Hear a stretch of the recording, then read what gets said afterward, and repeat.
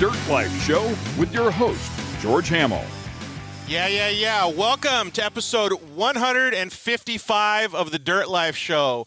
Stoked to have you guys join us tonight. It's going to be an awesome show. We have a ton of cool stuff to talk about today, man. It's going to be really good.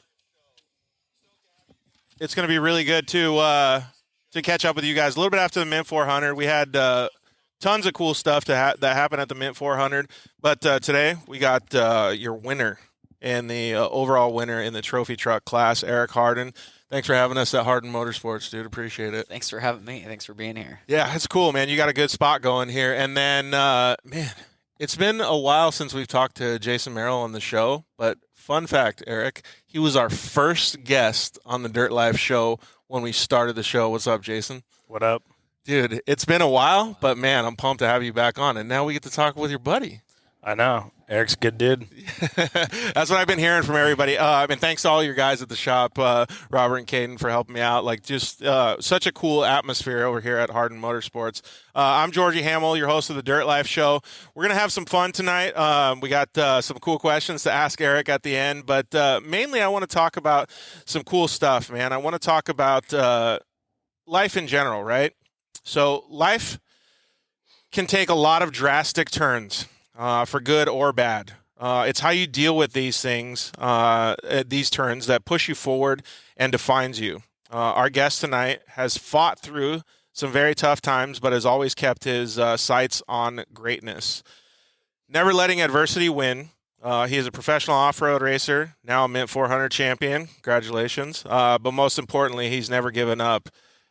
Like I said, we got Eric Hardin here. It's really cool, man, to be able to sit next to you because we have a lot of the same, I don't know what you want to call it, perceptions of life. And I want to talk with Jason about that because Jason's shown me a lot of stuff when I was racing with his team about how to think about certain things and put them out of the way so that you can accomplish your goals. So that's one of the subjects that I want to talk about today. And I think it's going to be really cool for the kids. I know Caden Danbury is watching, so it's going to be cool to talk with all the kids and all the people that are watching as well. So let me get through the sponsors real quick, and then we'll get into it. Let's see here. Thank you to everybody at KMC Wheels. You can head over to your local 4-wheel parts, grab some KMC wheels, and tell them that the Dirt Life sent you. Thank you guys at Maxxis Tires, always helping us out. We got some pretty cool stuff. We're going to be at the DP4 race this weekend, hanging out with Jeremy McGrath. His daughters, Rowan and Bergen, they're going to be racing out there, so that's going to be a fun time. It's always cool to see the kids, right, boys? Absolutely. Thank you to the guys over at Motul. And if you got to get your rig ready for summertime, change your oil. Get some Motul in there. Shock Therapy, thank you very much. You can use the code DIRTLIFE. Get yourself some shock therapy parts. They just came out with some new stuff for the Pro R. There's a bump steer delete kit. I feel like that's going to be pretty cool. I want to throw that on our Pro R. Thanks to guys at JL Audio. Thanks to guys over at Evolution Power Sports. Zollinger Racing products. You can use the code TheDirtLife. Grab some Zollinger Racing products. Vision Canopies and Cryo Heat. All right, so let's get into it, boys. First things first. How was the Mint 400, Eric? It was unreal. Unreal for us for once. Well, you race quite a bit, right? Because you do more series. You do Best in the Desert stuff sometimes, right? And then now Mint 400? We've done a couple Best in the Desert races, over the last few years. We did the Blue Water Desert Challenge, I guess. That was a couple years ago. Mostly we only do the Mint and King of the Hammers the last 3 years, and we did San Felipe a couple years ago. Oh, okay. A lot of that stuff, like, you use two different trucks, right? So, Jason, we see a couple different trucks back here. Eric, maybe give us a little bit of an understanding of what the difference is between those two trucks. Yeah, the one in the back with the body on it, that's Frankie. Nick, who preps all the trucks and runs the shop, he named it Frankenstein because when we got it years ago, it was pretty thrashed and needed some love. So he had to rebuild the whole thing from scratch. It's an ID truck, and with Dave's help and Ivan's help at ID, he was able to turn it into a nice truck. So it's a good pre-runner. It just has a LS motor in it. So we end up racing a lot of the more races with that truck. And it all reliable, kind of. I mean, we ended up racing it at the California 300 just because the course was so tight and technical. I thought a pre-runner would be fine for it, but it ended up blowing up the motor, so it didn't end up working too well. So Way to go, dude. It was reliable up until that, though. Have you ever driven a trophy truck, Jason? I've been in a lot of them. Yeah, just haven't driven one? Driven one. Yeah. Driven a Pro 4. Really? Yeah. Dude, how was that? That was fun. Would you ever do short course, Eric?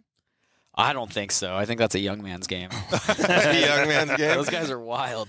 I don't know. If you put Eric in there, I think he'd probably give everybody run for their money. Dude, yeah, totally. So the Mint 400 was good for you this year, and you used this truck. The difference between the two trucks is obviously the horsepower, The horsepower, right? Yeah. So Frankie, it works out good for the bigger truck. It doesn't have a name because it never won a real race, a big race. So we were waiting to name it. So we got to come up with something for her. But it's cool because what do you do with half-used brake pads? What do you do with worn-out rear gear?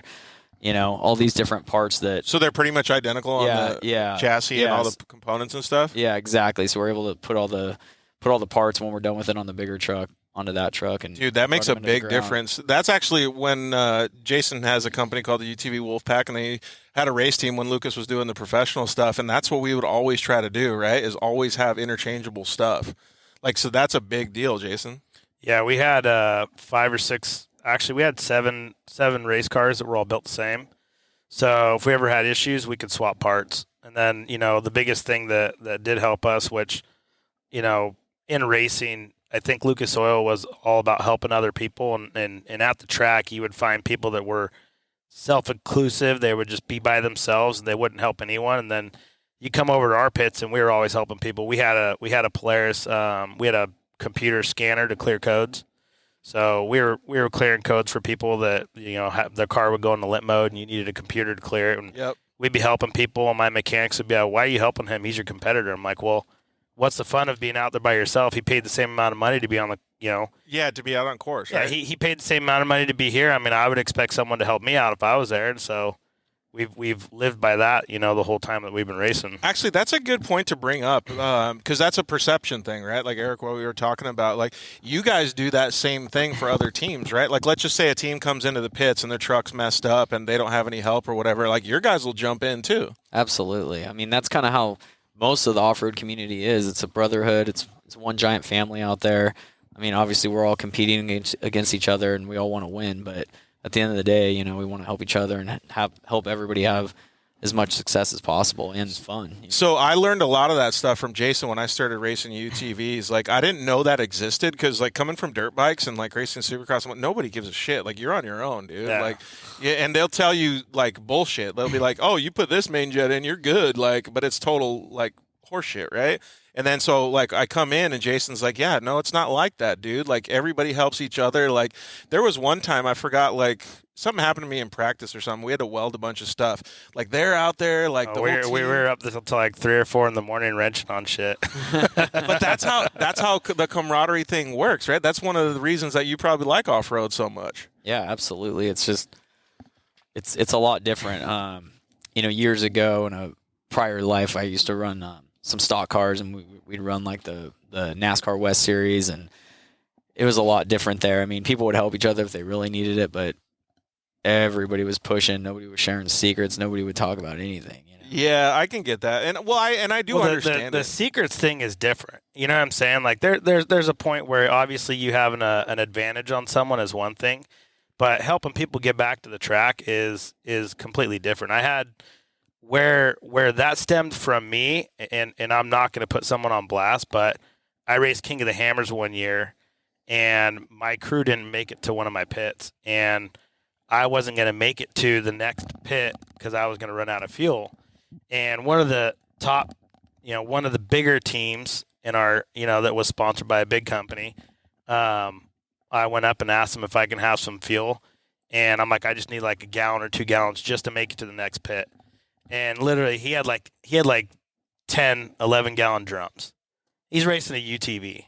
And he's like, "No, we don't have enough." And it was because I pulled in before his guy, their car, and I started like 56. and they started closer up front, and I came into that pit before them, and he's like, "Yeah, we only have enough for what we need." And I remembered that all of my years of racing. I wasn't sponsored by a Polaris. I didn't have a factory deal. And I remembered that. And going forward, fast forward to, however many years we had our deals, we raced for 12 or 13 years, and 6 of those years we were a factory-back team. And I remember that, and I always told my guys, I said, if I'm out of the race, people need stuff, take it off the back of the truck, get their driver's license, tell them to send us back the part. Yep.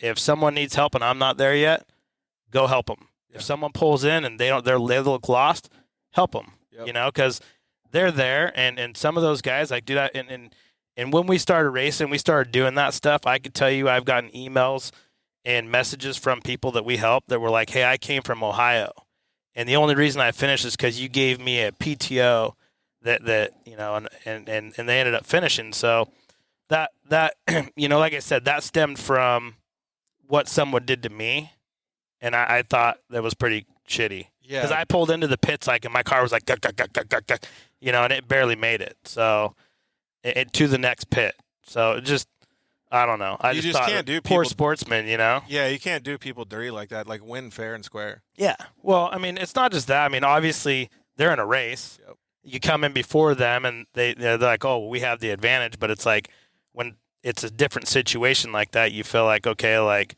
come on, throw someone a bone, you know? Yeah, absolutely. Well, that actually brings me back to, like, what I wanted to kind of start off with Eric talking about is, you guys kind of grew up together, right? And there's a lot of other people that we've had on the show and that a lot of people in the off-road community know. One notable, Casey Curry.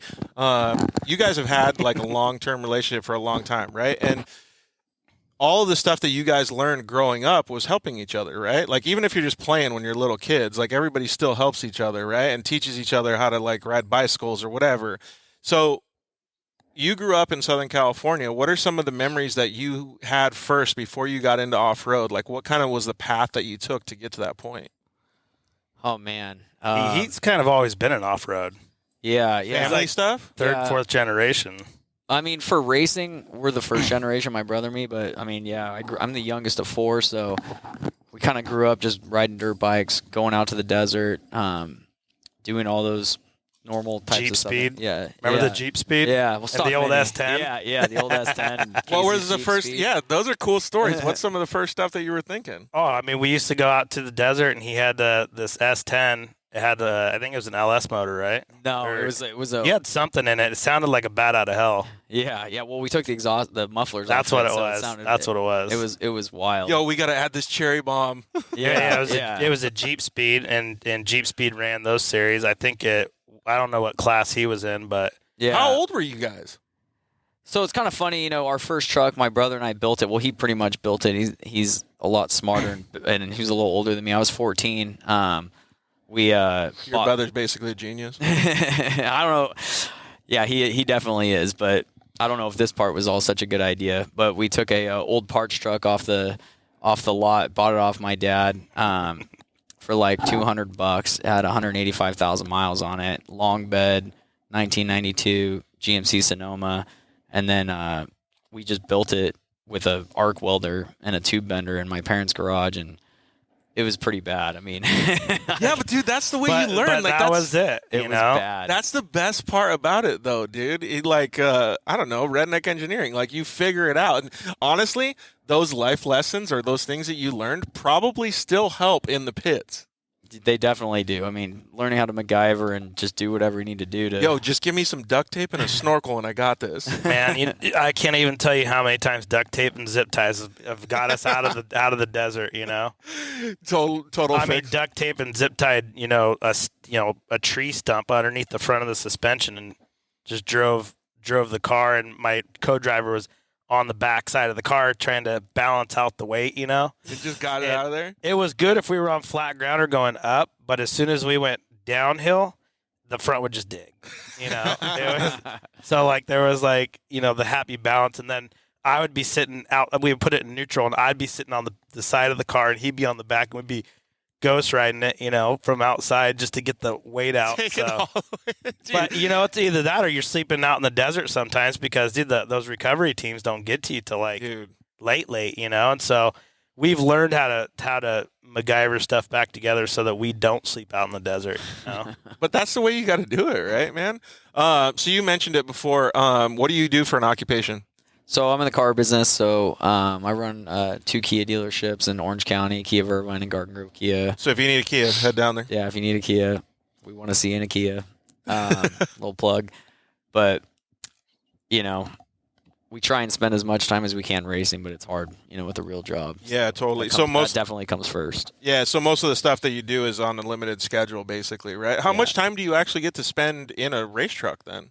Or I get on a pre-runner race truck, whatever it is. So my little nephew Cole, he's 18, but he's racing 1600 in the Moore series, and that's the series where the 1600s are all at for the most part, and it's a real competitive class. He's doing a good job, and so it's fun being out at those races. It's got a real family atmosphere. We can bring the RVs out there. Yep. Make a big bonfire, get in a circle. It's camp in a circle. It's fun.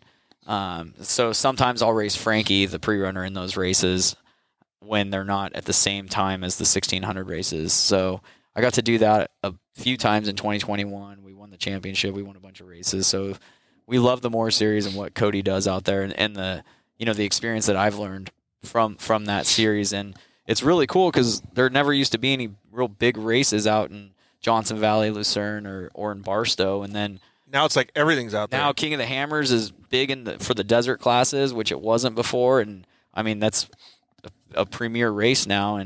And I feel like it's helped a lot, just running those races. Like I'm sure a lot of guys test out there and know that desert well, but because of all the races we've done out there, I feel like we have a little bit of an edge just because because the train, like muscle memory and stuff. Yeah. Put the mic as close as you can to your mouth. Well, you know what? The first time I ever heard of King of the Hammers was when you raced it, Jason. But that was I don't want to say when UTV started because the Guthries were ahead of that schedule. But it was the first time. That was XP 1000. I had an NA car, and I was like, "You're like, yeah, I'm going out there." I'm like, "To do what?" And he's like, "Racing the rocks." And I'm like, "Why? Rocks suck." And then you'd dude, annihilated that freaking car. You came back and you're like, but it was pretty fun. Oh man! So we took a Lucas short course car, and dude, they killed the car though.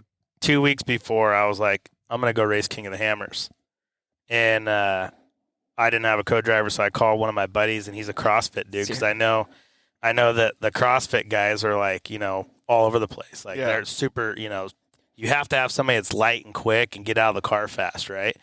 And so I knew that, so I freaking said, hey, I called my buddy, I'm like, hey, you want to come and co-drive? And he's like, yeah. I'm like, have you ever winched before? He's like, no. I'm like, okay. I'm like, let's figure it out. So I built a car in 2 weeks, took a short course car and lifted the suspension up. Walker Evans, came down and dialed the suspension in. And when short course guys think they can race the rocks. And hey, you know what? I signed up late. I went 58th off the line. I was dead last. And I remember I don't even know all the hills, but I went by this one hill. It's called Sand Mountain. And I don't know where it's at on the track, but I had 4 stickers. They put stickers on each side. Yeah. And I went through Sand Mountain, and Rusty Baptist was there, and he's like, I'm trying to get up this hill, and he's like, dude, where'd you come from, bro? He's like, you're sitting third. I'm like, no way. I'm like, I'm sitting third. I'm like, dude, there's no way. He's like, you're the third car that's passed through. No He's like, way, we've only really? seen 3 cars. Did you know, but you would pass that many dudes? No. Oh, they were just we passed a lot of cars, but we, you know what I'm saying? We didn't know, maybe there was some guys stopped in pits, and, it was later on in the day. And where we ended up having our issues that race was we pulled into one of the pits and had to change an axle. And that put us down. And then we got stuck behind some people. But I could tell you one thing. If you race King of the Hammers, I see people get partners where they have these big dudes. They're 200 plus pounds, and they're sluggish, slow people.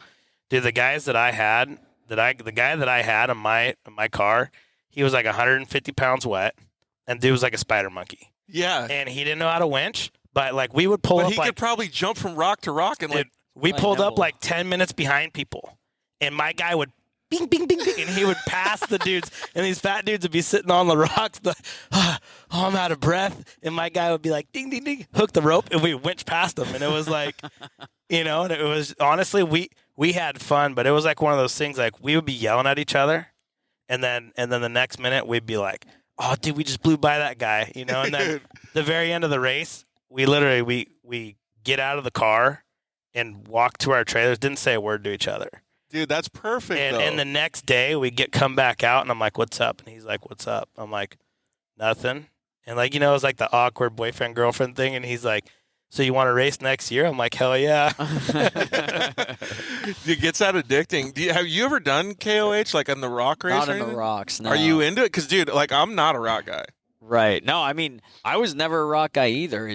I really didn't have the respect for it. But now that we've been going out there the last 2-3 years, I mean, And it's the so commitment massive. these guys have, and the hills they go up and down. We hung out and watched Chocolate Thunder for a little bit, and just at night watching, everybody cruising up and down, and it's a scene. It's a ton of fun. It keeps evolving though, like from when they had it with the 900s to the 1000s. Like they keep changing the course, and it keeps. Now they're running 35s, like Kyle Chaney and the Miller brothers and stuff. Dude, they run 35s, and they don't let off. They're wide open the whole time.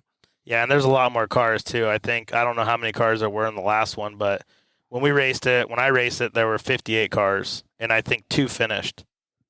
And that's it. Yeah, and they extended the time, which I think was a crappy thing for them to do at the time. But KOH changes the rules as they go. They added an hour onto the race.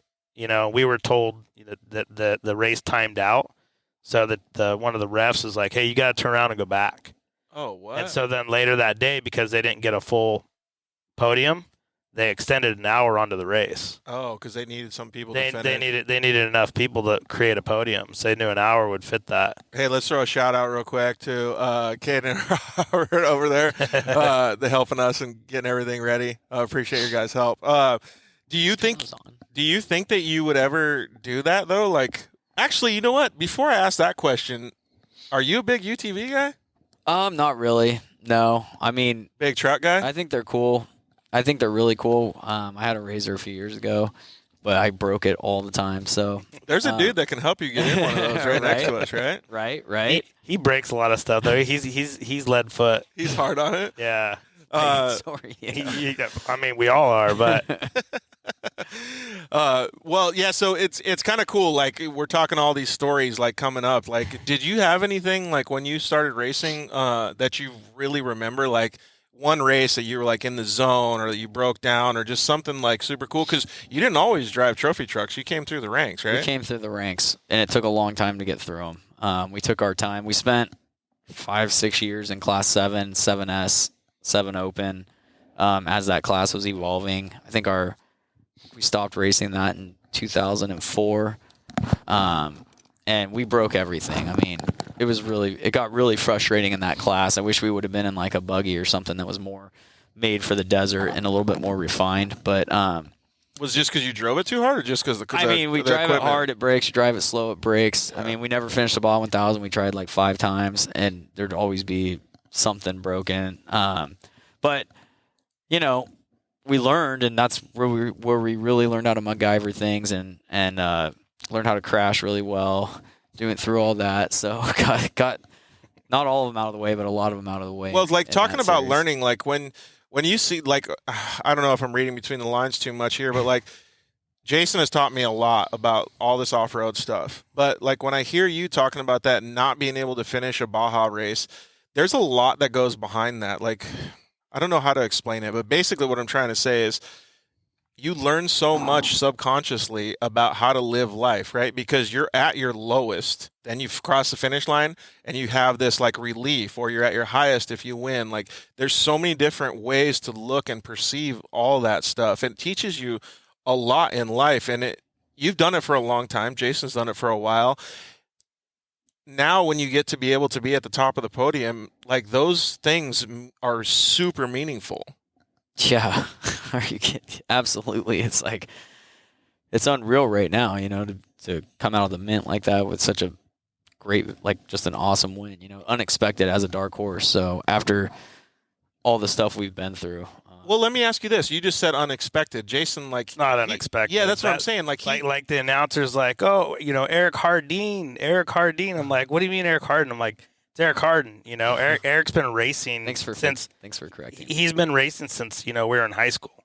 So it's I corrected it on the live stream, too. He's not new to racing. And what people don't understand is, like, from the outside, it's like, oh, this guy just popped out of nowhere and won the Mint 400.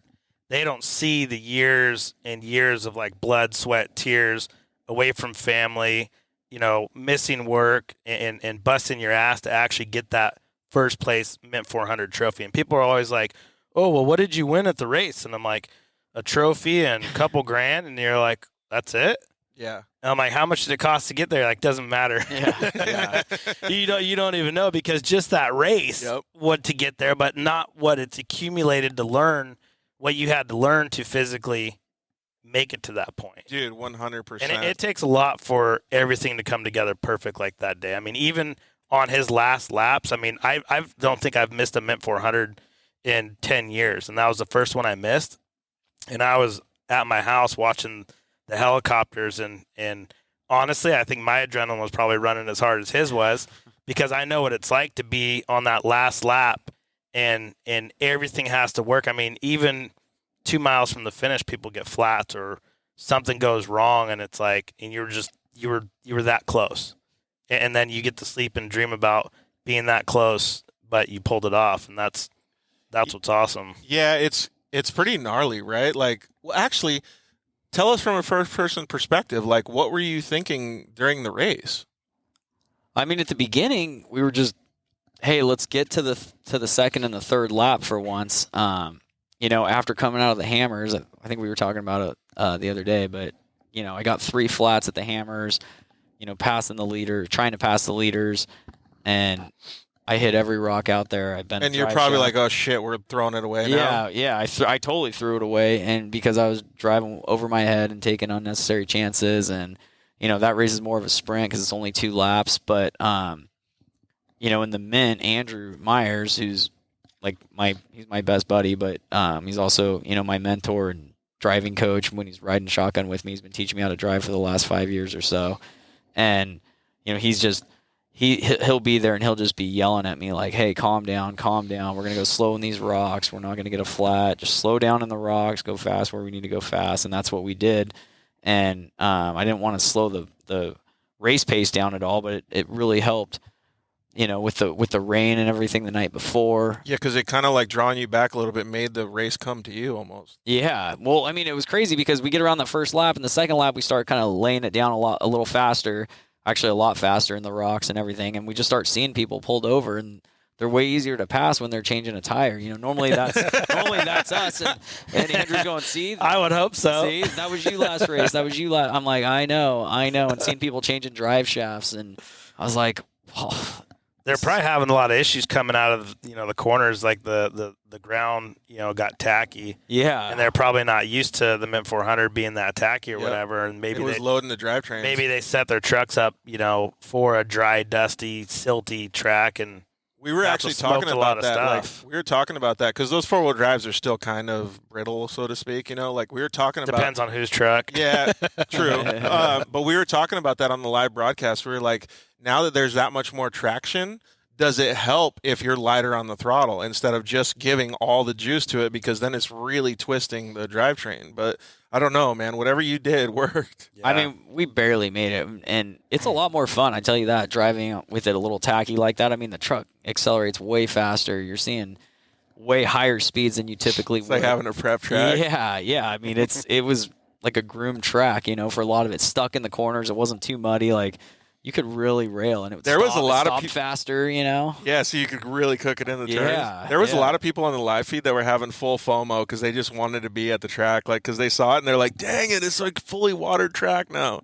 Yeah, and it's so rare in our sport. I mean, I was watching some of the videos afterwards, and you see Harley and BJ just dicing for a long time. Normally that would never happen. Dude, they were going at it too. They're like door to door at 100 miles an hour. I mean, like they could see and get around and dice with each other. You get wind and water, and all of a sudden now the race pace turns up. Yeah, turns up big time. Yeah, right? it turns up big time because you can see someone's 100 feet in front of you, and if they try to bunny rabbit, you can go after them. Dude, that's so cool though. Like, because that's a different race than what it usually is. That's a real race. I wish it was always like that. You get a couple factors like rain or wind will make a race go from okay, this is cool, whatever, and then it'll turn into, okay, these guys are battling, because now rain and wind will create those things where you can see you can go 100 miles an hour in the dirt and not have to worry about it. That's the biggest thing. Exactly. But it's super cool, right? Like, you never really get that opportunity, and this year it happened.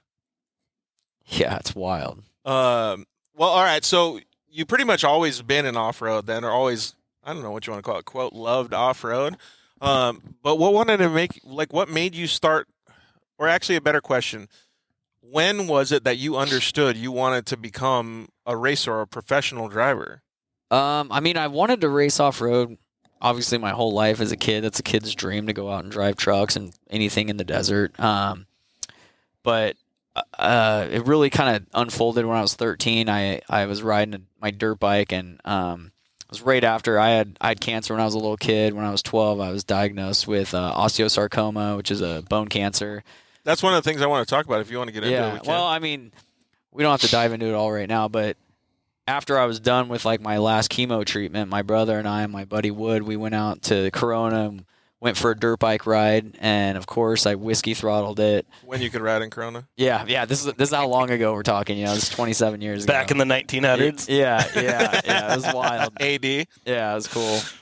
And then I ended up breaking my leg. I broke my femur, and then I just got a prosthetic, and I actually shattered that thing too. So my mom was really pissed. Yeah, way to go, because those things are expensive. Yeah, it was just a bad deal all around. I think it was my bones were a little more brittle because of the chemo. I was on chemo for a year and a half, so then I had to get a plate like you guys have all had. 9 days in the hospital, whatever, and then afterwards I got with my brother and we kind of put a little sales pitch together, like, hey, if we could borrow $10,000 to go build the truck and buy the fuel cell and buy the material to run the tubes and, buy the seats and the seat belts. What truck was it that you were trying to build? This was this old S10 I was talking about earlier. Yeah, this 1992 Sonoma. And so we were able to sell it, and we got the money, and we just scab this thing together in that's our like garage, that means so much to me. That's literally the exact same even $10,000 was the exact same process that I went through with Jason. I was like,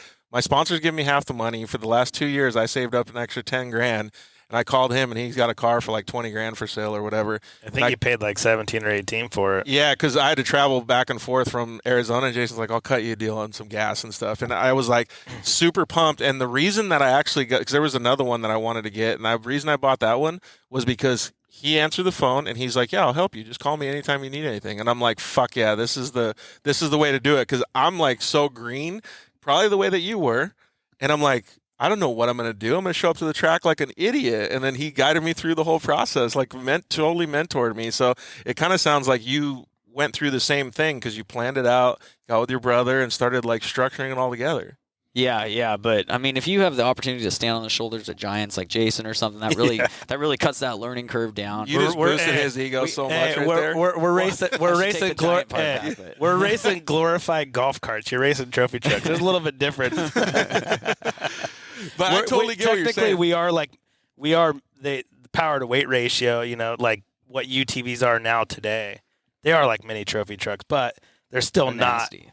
You still can't really compare, a trophy truck, to a UTV. They're just two different animals. It just doesn't work the same. Yeah. But the fact is, they are getting, up there. It's going to be a little while before a UTV overalls a Baja race. I don't know. I've heard a lot. I've heard a lot of people over the years. Even when we first started, racing the Lucas Oil Series, when we brought that, the UTVs to the track, and we were made fun of. They were like, "Oh, no one's going to come watch that." I remember there was sometimes in our stock production 1000 class that we were close to Pro 2 times. 45 cars. Yeah, 45 cars, and we were close to Pro 2 times. Like, it was like we were getting. I don't know if we were. No, the SR1s would run fast lap times, but not.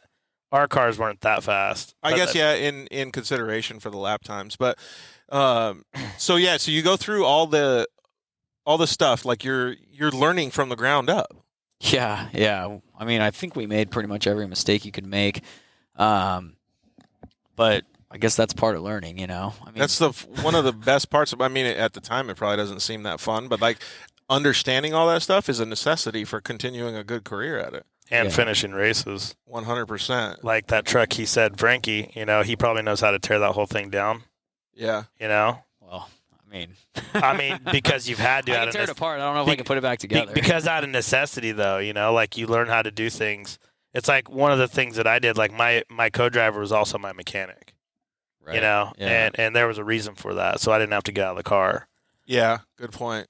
You know. Yeah, but if it comes to like, let's just say for whatever reason that you didn't have an opportunity to have somebody help you, you would figure it out. And that's one of the things that I'm trying to say is like, you learn so much going through these processes or whatever you want to call it in off-road that you have to figure stuff out, right? Doesn't matter what it is, you'll make a decision to move forward and progress. Yeah, For sure. 100%. And those types of things, I think those are really key components in life in general, right? Like, maybe you didn't know, just like I didn't. I was naive when I went through all these different injuries, but you're being taught something that is a good life lesson, right? And a lot of kids don't get the opportunity to live those life lessons. Jason's kids do. A lot of the people that you're around do, like your nephew does. Like all of these different things happen, and it tunes people up to be better human beings in general.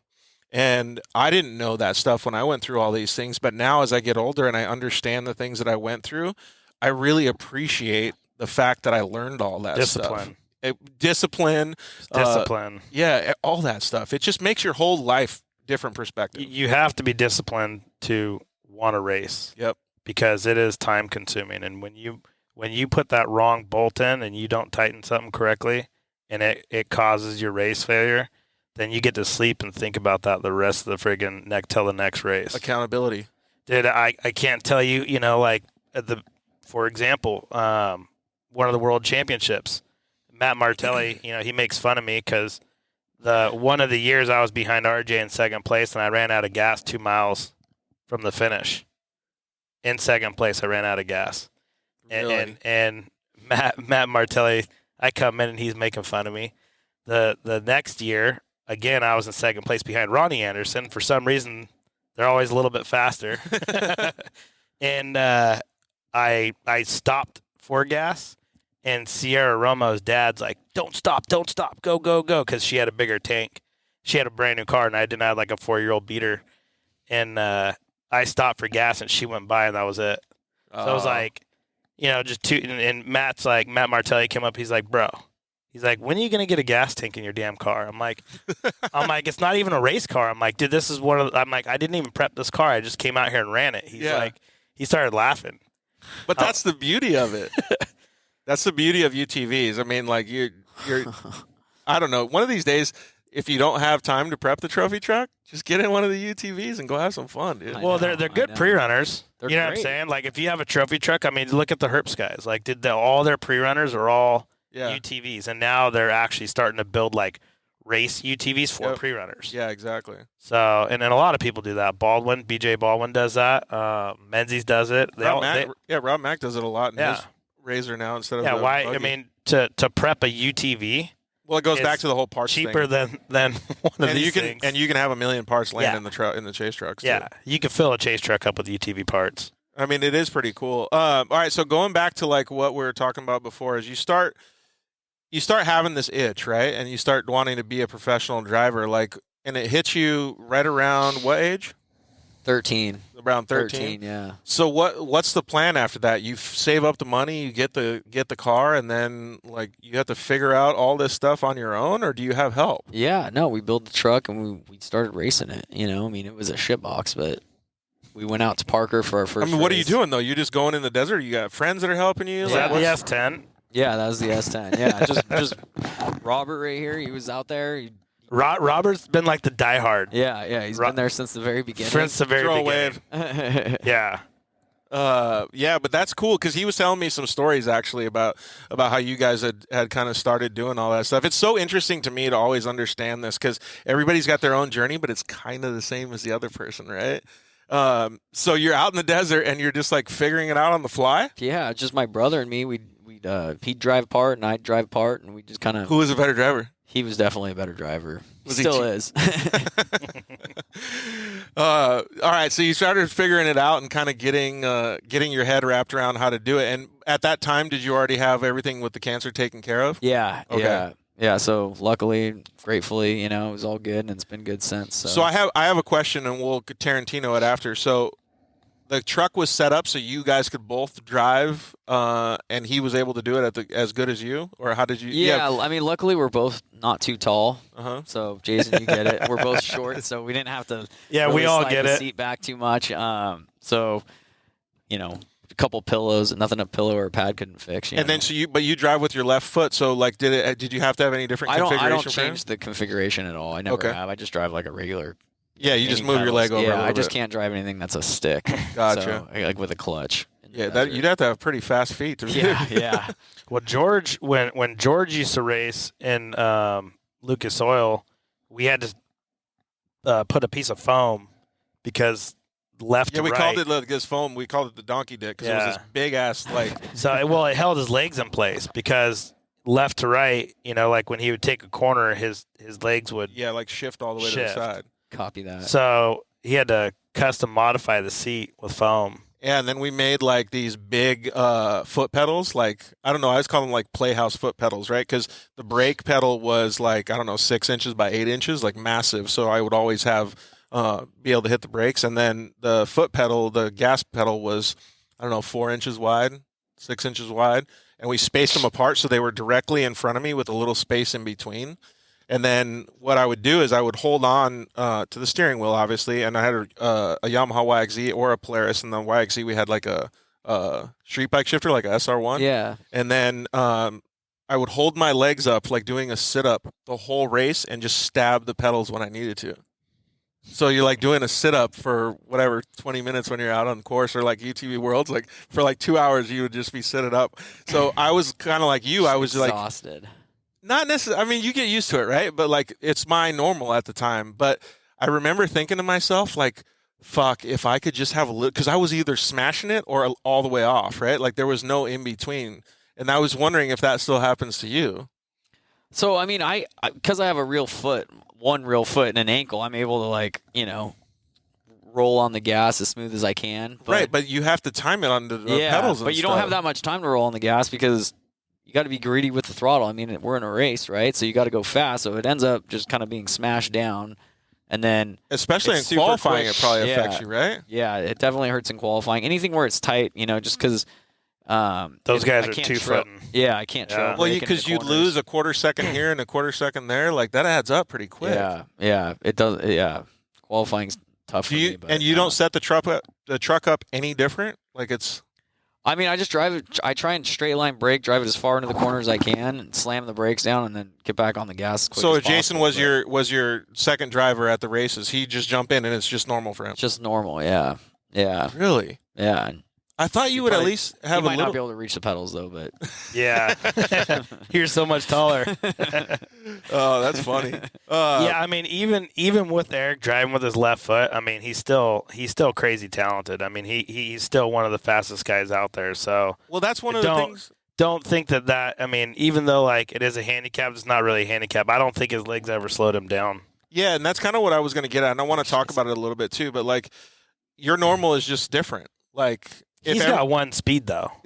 That's just he's always amped. He's always happy. He's always got energy. He's always always pinned. No need for caffeine. No, he's always pinned. But that whole thing is like, and I learned a lot about this when I was racing too, because my normal wasn't the same as everybody else. So I always told everybody else, if I was normal like you, I would fucking smoke you. But I'm not. I'm at a disadvantage.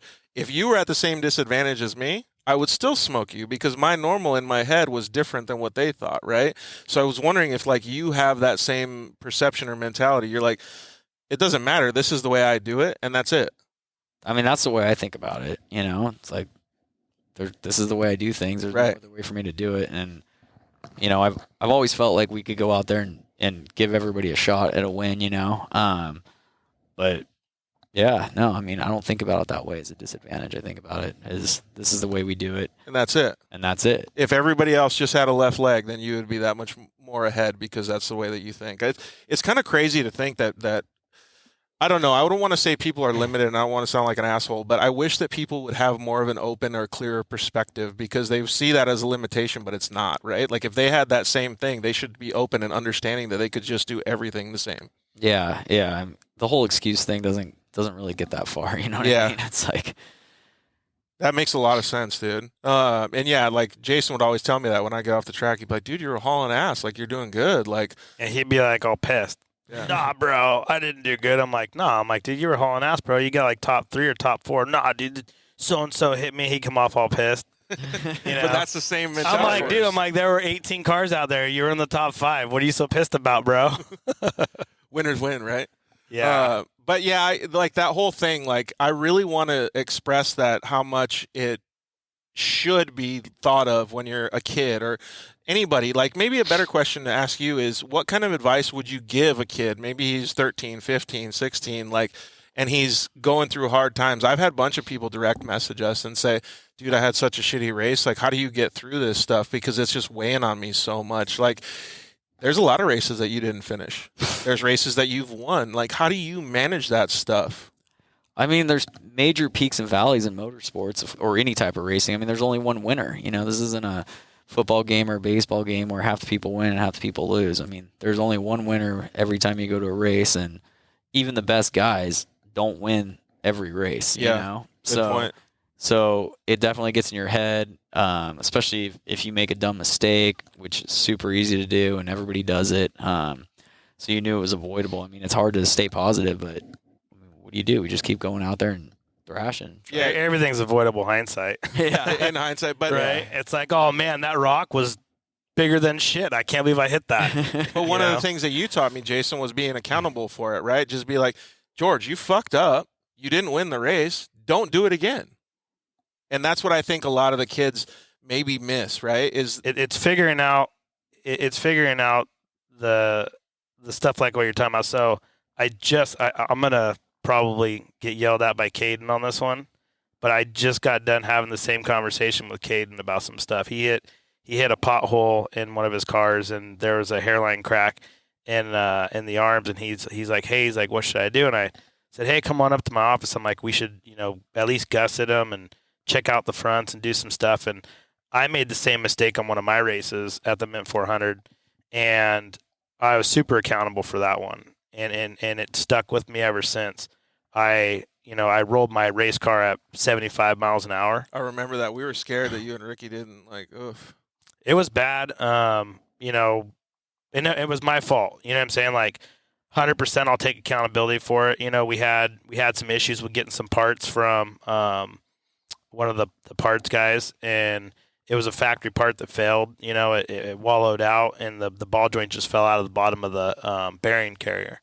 And we just hit 75 miles an hour. Thank God we didn't, get up to speed because, at the time I think we clocked that car at 100 with Queen, with Queen Racing. We got that 2-seater up to 100. And we just clocked up to 75 miles an hour, and the car just started to hook.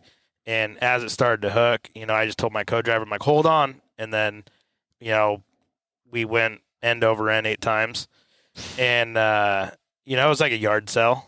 I mean, shit's everywhere in every direction, 50 feet, 100 feet, iPads and tool bags and whatever. Yeah, just anything that's inside the car was outside the car. Except for you guys. Except for us. Yeah, I dislocated my knee and destroyed my knee, and my co-driver had to drag me out of the car, and then he laid me down on the ground, and we had to push my knee back into place, and then got back up, jacked the car back up, turned it over, put the stuff back together, and then drove 10 miles an hour to the next road, and so that's talking about MacGyvering, but I think the lesson learned here is to be accountable for that. And like, yeah, I mean, I took the chance because I wanted to go make the race.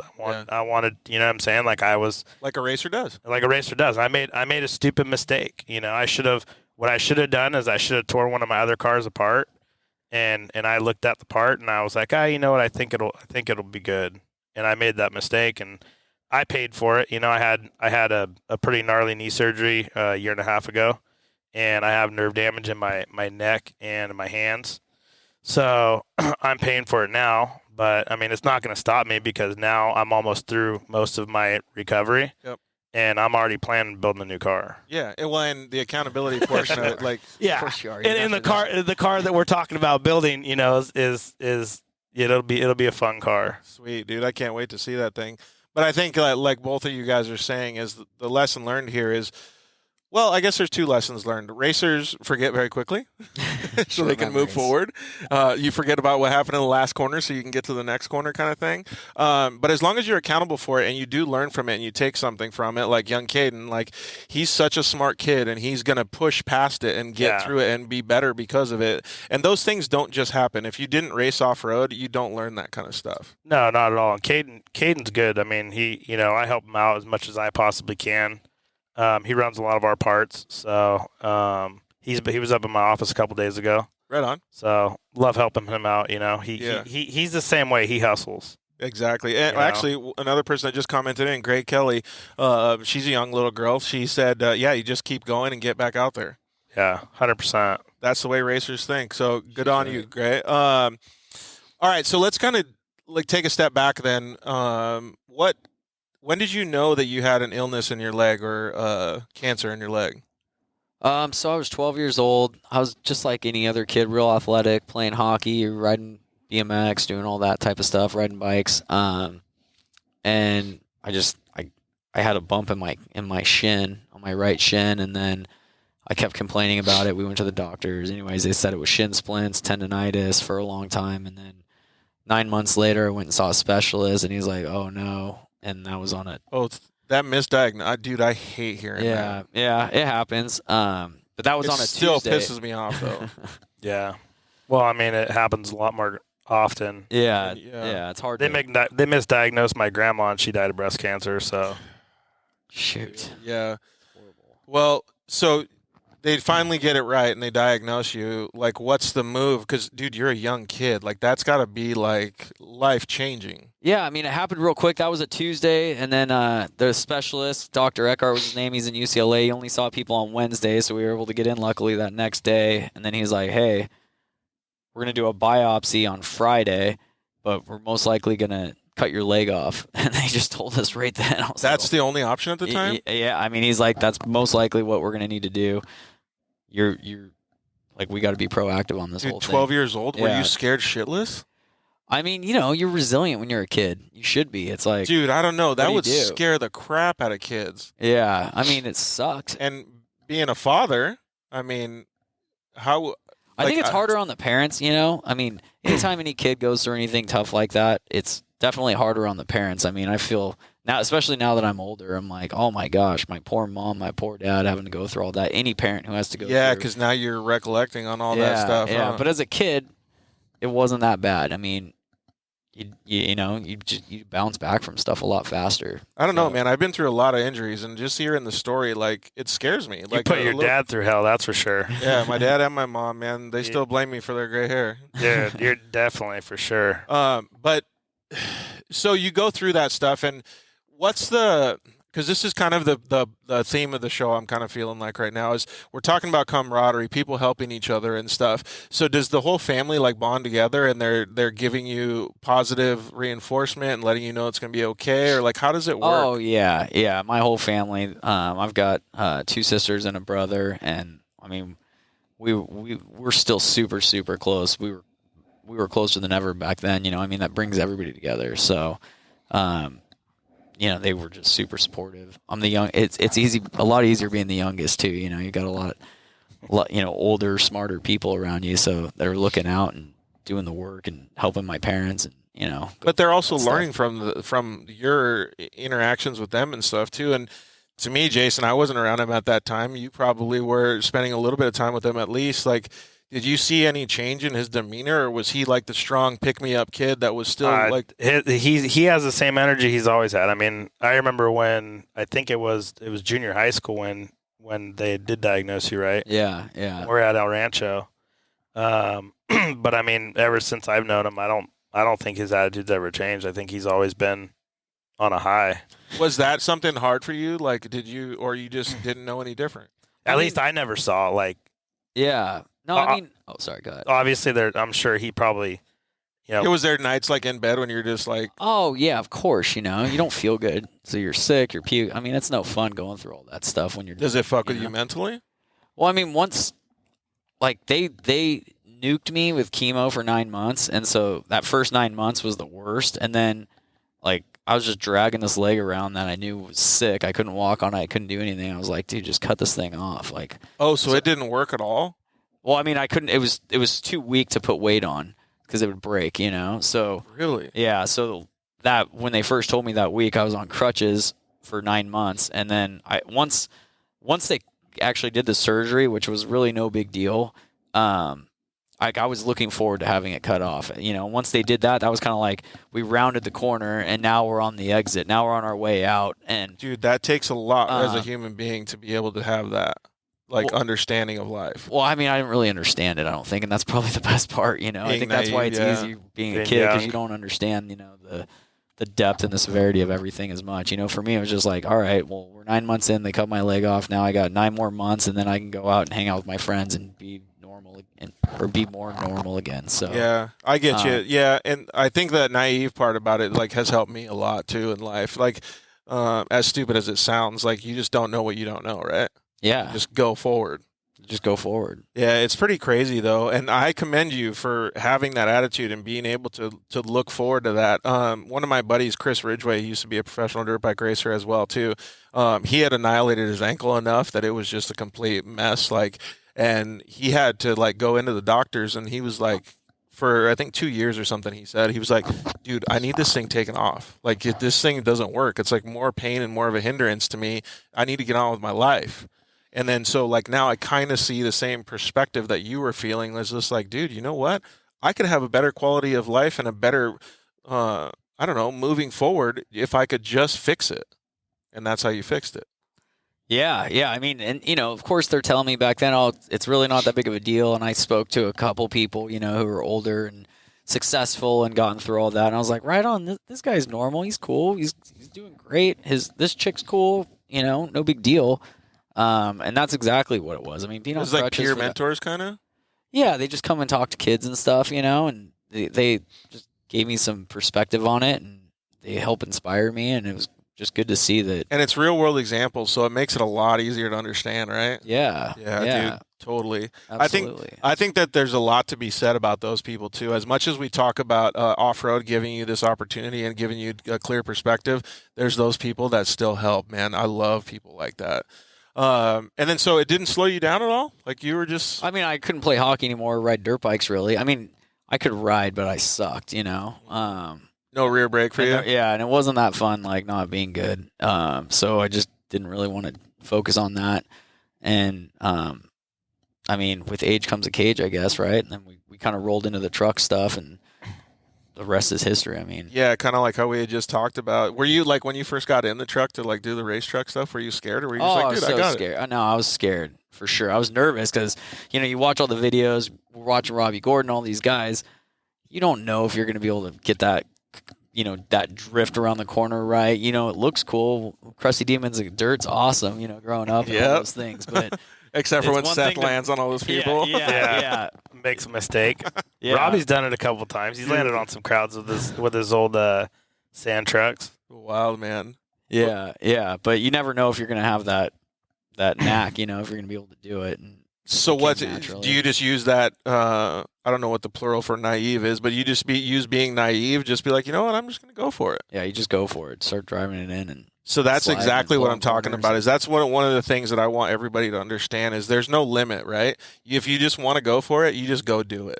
Like, that's what makes a good person, and that's what makes a good racer. Is just going out there and doing it. Got to jump in. Yeah. Yeah, I mean, I don't think it's ever slowed you down. I mean, I remember the one time when you had some jet skis, and you're like, dude, you want to go run some jet skis up to Newport and back? And I'm like, sure. We go down to, like, where do we go? Long Beach or Corona Del Mar? Yeah. Dude, that's far. No, Dana Point. Yeah. Really? That far? And we come out of Dana Point, and you know, he comes around the corner, and he's like, poof, he's gone. And he's not standing on the jet ski, he's sitting, you know, and he's hugged up on this thing, and he's flying off these freaking, the rollers, you know, hauling ass. Really? And I'm like trying to keep up, and I come off a wave sideways, and I land, and it just launches me like 15 feet from the ski, and I'm like swimming up, and he like comes back around. He's like, "What are you doing, Merrell?" I'm like, dude, I just got tossed. You know, we get back on the ski, and I get used to it, and we haul ass up to Newport, and then haul ass back. You know, dude, and it was like, yeah, like, so the limits didn't exist. But no, it didn't slow him down. Like, I couldn't even keep up with him. You know, About that. Dude, that's so rad though, and that's cool because that shows a lot of the people around you. I don't know if you experienced it while you were doing it, but a lot of your friends probably took motivation from you. I don't know about that, but I mean, without my friends, I wouldn't have been able to get through. There was just tons of support from them. Yeah, but I All the think time. you probably did support, like silent support that you didn't even know. Maybe, I guess. he does do some dumb shit. I remember one time I'm like, hey, we're gonna be at Catalina on the big boat. I'm like, dude, come meet us. And like 12 o'clock rolls around, I don't hear from him. 12:30, 1, 2. I'm like, still don't hear from him. I'm calling him. He's not answering his phone. And the next day, I finally get a hold of him. I'm like, dude, where are you? He's like, we started hauling ass out there, and we saw a cruise liner, and we thought those were the lights of Catalina, so we followed it. And he ended up, where did you end up? Man, I can't believe you're bringing this up. he ended up somewhere far away. They ran out of gas. You didn't know where you were? No, this is a long time ago. This is like 2002. We were. But literally, like, 50 I miles off kept of La waking Jolla. up. I kept waking up in the middle of the night. I'm like, dude, where is he? Like, he should be here by now, Yeah. We got lucky on that. But he, you know what I'm saying? Like, he's like, I'm like, hey, I'm going to Catalina. He's like, yeah, dude, I'll meet you out there, bro. No problem. I'm like, on what? He's like, the Jetski. I'm like, at night? He's like, yeah, it's no big deal. Dude, that's like fearless. I can't, dude. I'm not an ocean guy. The sharks scare the fuck out of me.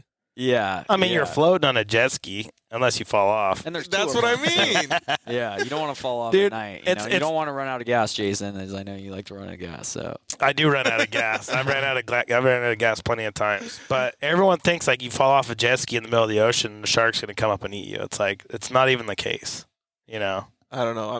That's the way I think. I do a lot of spearfishing, and we'll be out there, and rarely do we ever see sharks. We do see them, but it's not like everyone, like, say you jump in the water, and it's like, oh, there's a shark. Yeah. you think about it though when you're swimming in the ocean. Oh, dude.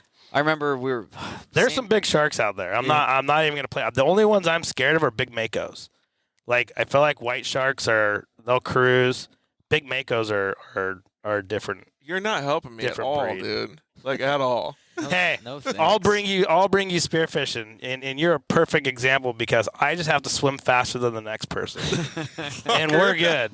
That's why whenever I bring Jeremy, I just give him the short fins, and I have the big long fins. That's funny.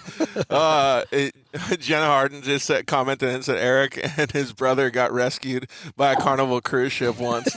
Dude, hook me up with that story. That's what he's talking about. That's But we all have those stories where we went out and did something we shouldn't have. By a cruise ship, though? Dude, I took a boat with no navigation. not something I'm proud of. I ended up in Long Beach. You know what I'm saying? Like, we went the complete wrong direction. I still don't know, coming like, this back. whole, like, the Nautilus stuff where you, like, I have zero idea because it's just all the same. Like, there's no direction except for the stars and the sun. Like, yeah. When you're out in the middle of the ocean, I mean, it does change because, like, you can get turned around real quick. that's what I'm saying. Yeah. Like, you don't know where you're going, right? And I always thought I'm good with the directions, but not in a situation like that. I guarantee I'd get lost. Yeah. You get lost in the vortex really. But there's so many, stories On a jet ski? that there's so many stories where, like, Eric, we went. Wait, how far was that cruise ship away from the shore? Well, he was trying to so we follow were it. Avalon, which is 15 miles because Yeah. they cut through there's a thing called the 15-mile bank, which is where it is a tanker alley. So all the tankers cut through that between Catalina and so you the gotta mainland. go quick. Yeah, well, we thought we were going to Avalon, so we just kind of followed the thing south, and it ended up being, by the time we stopped it, he said we were 50 miles off of La Jolla. So we were following it for like 2 hours.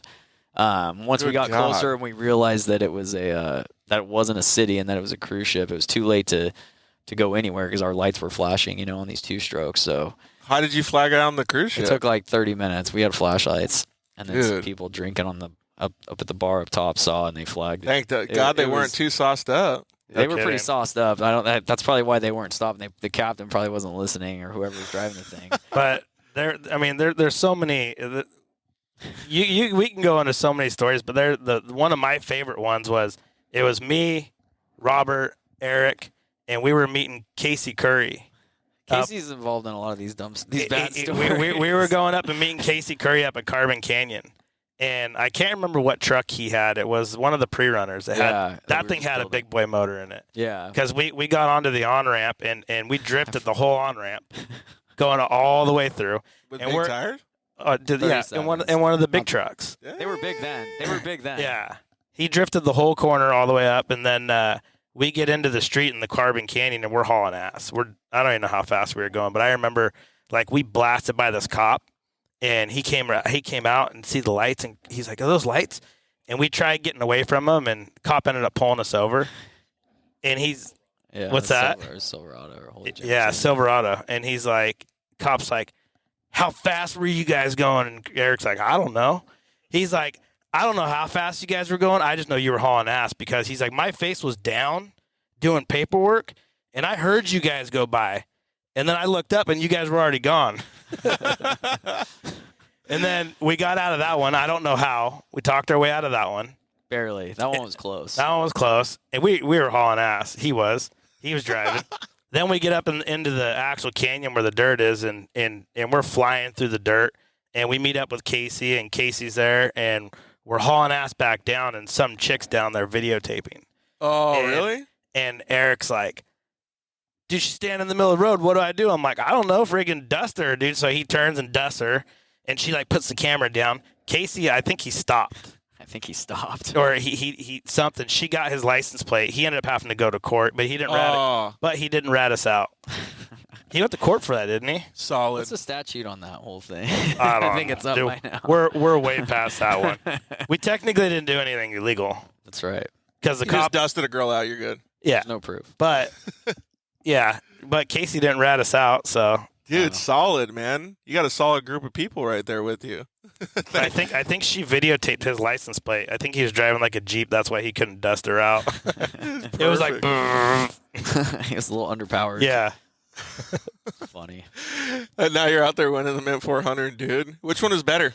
You're right. Not getting a ticket or winning the Mint 400? They were both a rush. That's for That sure. night was fun. Yeah. I mean, we had fun. We didn't get. Yeah, I'm surprised we got away like twice, which was like rare, right? The cop and then that girl that was videotaping that got Casey, not us. Bringing up all these great memories. Dude, but those times are funny, and I guarantee a lot of the people that are listening or watching the show like have those same type of memories. Everybody does. If you guys do have those stories, let us know so we can talk about those as well. And if we don't get to it, send us in the direct messages too. All right, let's take a quick commercial break, and we'll come back in just a second. So sit with us, watch some commercials, give us about 5 minutes or so, get another drink, and we'll see you guys in just a sec.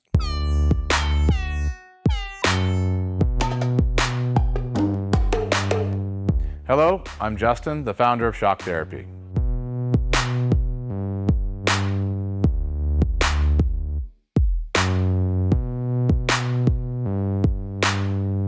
Shock Therapy has been around for 5 years, but we have personally been tuning suspension on off-road cars and race vehicles for over 25 years. We tune between 10 and 15 cars per day, every single day of the week.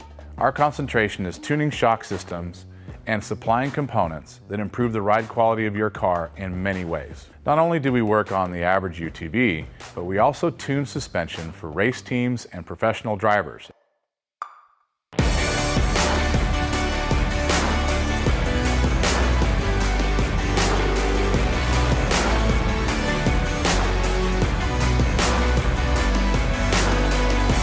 We currently tune for over 87 race teams in Best in Desert and Score. Our clients and race teams rely on our suspension components to allow them to win races and keep them safe. Suspension is a moving target, and we are always trying to hit that target with every customer that we work with. Each customer's needs can be different, and we tune our kits accordingly. Our research and development never stops. We improve our components every single day. As the industry evolves and improves, so do our parts and kits. As of right now, we have over 100 products for UTVs. So when you bring your car to us, you have the satisfaction of knowing that you have the most experience, the highest quality products, and the fact that your car is being tuned specifically to you.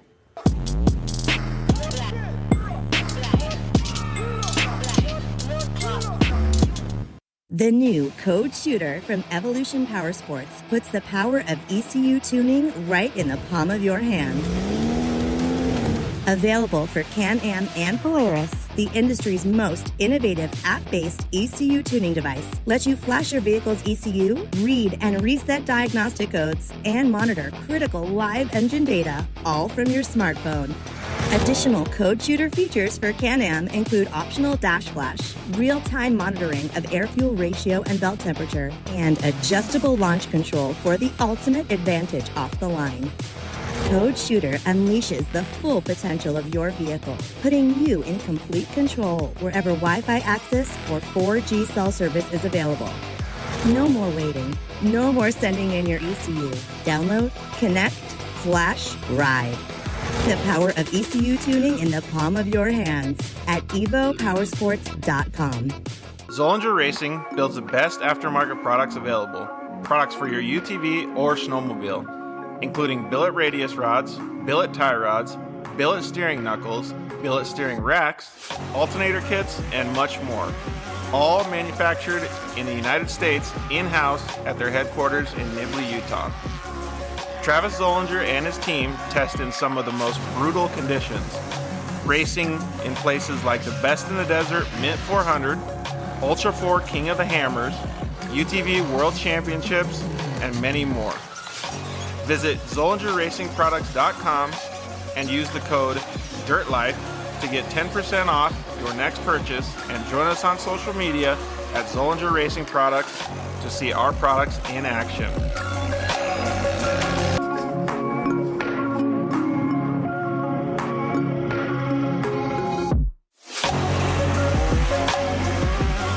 Zollinger Racing, the best products, period.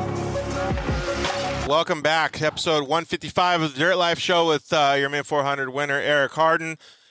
Dude, it's been such a cool time to talk with you guys. Jason Merrell from UTV Wolfpack, and obviously Eric. Like, just hearing the stories, dude, there's so much cool stuff that you guys have done, whether it be sketchy or not.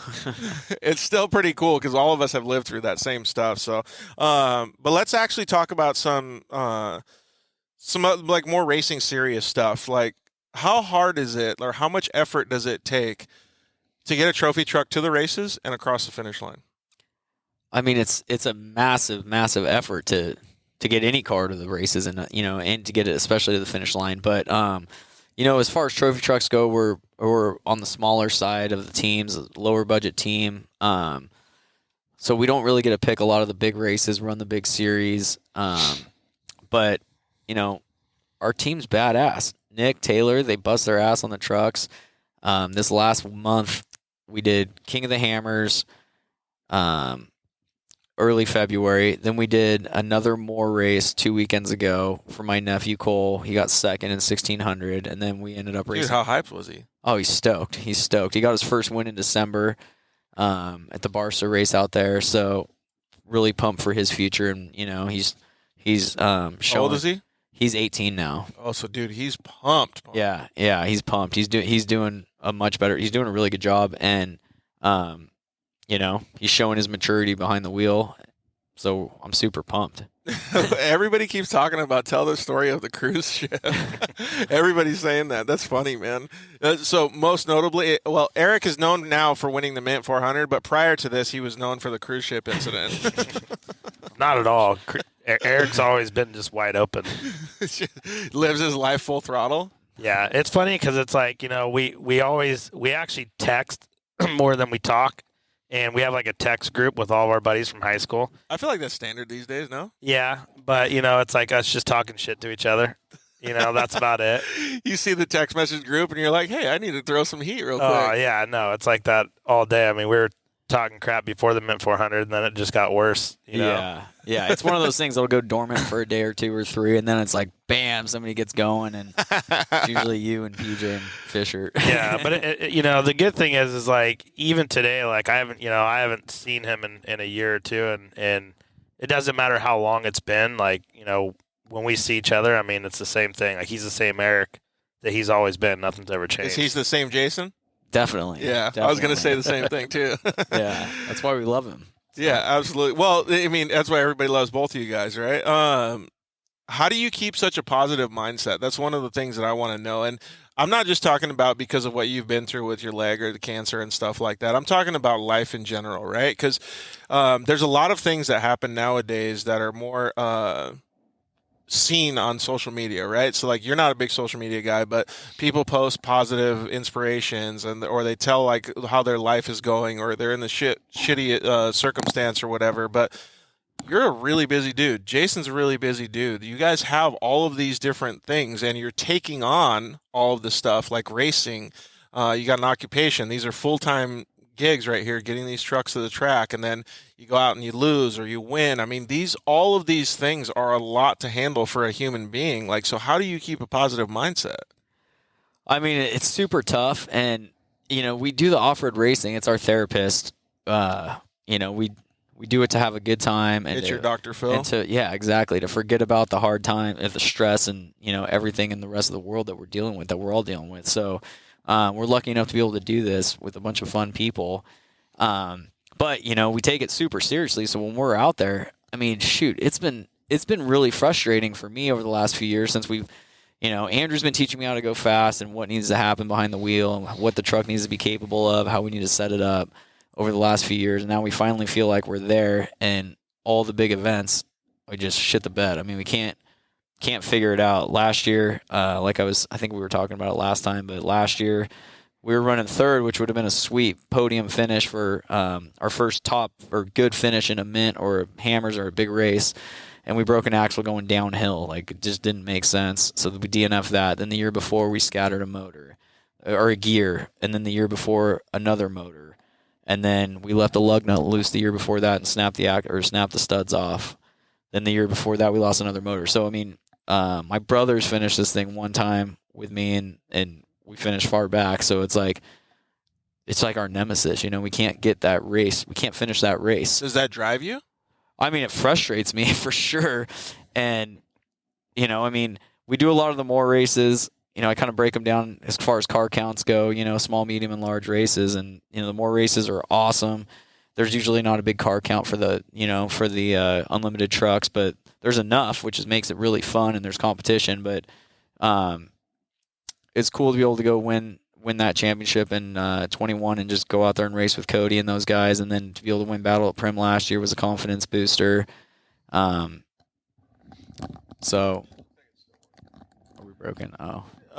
Yeah, I mean, and it's cool, but like, I want to get to my end question is going to be how much you drive and how much you look forward to getting out there on the track and being a competitive individual and all this stuff. Because one thing that I think Jason probably noticed when he was watching the Mint 400 live feed, and I noticed very, very a lot when I saw you, was the capabilities that you have for technical stuff in the truck. And you have limited function with your lower extremities, but you had timing. Like, you were wheeling and bouncing over whoops. You were going through corners in the perfect area. Like, you were apexing at the perfect time. Like, and this was on the last laps of the Mint 400 when you're smoked. Like, your body is tore up. Like, your mental focus is fucked. Like, everything. And you were still doing that. I don't know if it's muscle memory, being in the truck for that long, or how it actually works, but going through all of the things that you do, keeping the positive attitude, and all of these things equal that on the track. And it's pretty impressive to be able, for me as a visual person and looking at that on the live feed, I couldn't believe it. Like, I would have probably been on more like, just, fuck, I'm barely going to make it. I'm just going to roll these things and bring her home. So I don't know how it works for somebody like you. I mean, we pretty much drive as fast as we can almost all the time, and that's the energy thing you were talking about, Jason. That's been good and bad over the years. It's like he'll drive the wheels off something. Don't let him fool you on that one. He doesn't let off.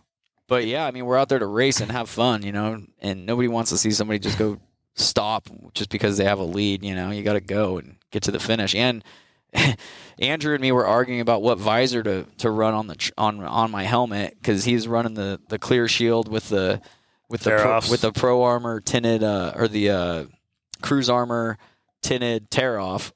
Oh, yeah. So you could you get one tear off. Yeah. So he could take it off when it got dark. And then I was going to do that, but it wasn't dark enough. And my ginger eyes, my redhead. Oh, you got to have like so my sunglasses? sensitive eyes, yeah, I need it darker so I don't have to squint the whole day. So I was like, no, I'm running a tinted shield. We're going to finish before dark, or we're not going to finish. Like, we're going to finish. And so that was the other reason, like, the last lap that I was hauling ass is because it was getting dark, you know? What drives you is completely different in that. I was like completely different than what you thought it was going to be. Yeah, I don't want to listen to him say, I was thinking it was going to be this like Jesus changing moment. He's like, no, I couldn't see shit. Yeah. So there's a lesson here, you know? Maybe put 2 of those things on, and then you can cruise and that way when it gets dusk, you can't see anything. One or the other. Yeah, I better hurry up. Yeah, but you could tell. I mean, on the last like 2 laps, like you were picking up speed. Like you were moving, and it was smooth, and it was going. I mean, you were hauling ass.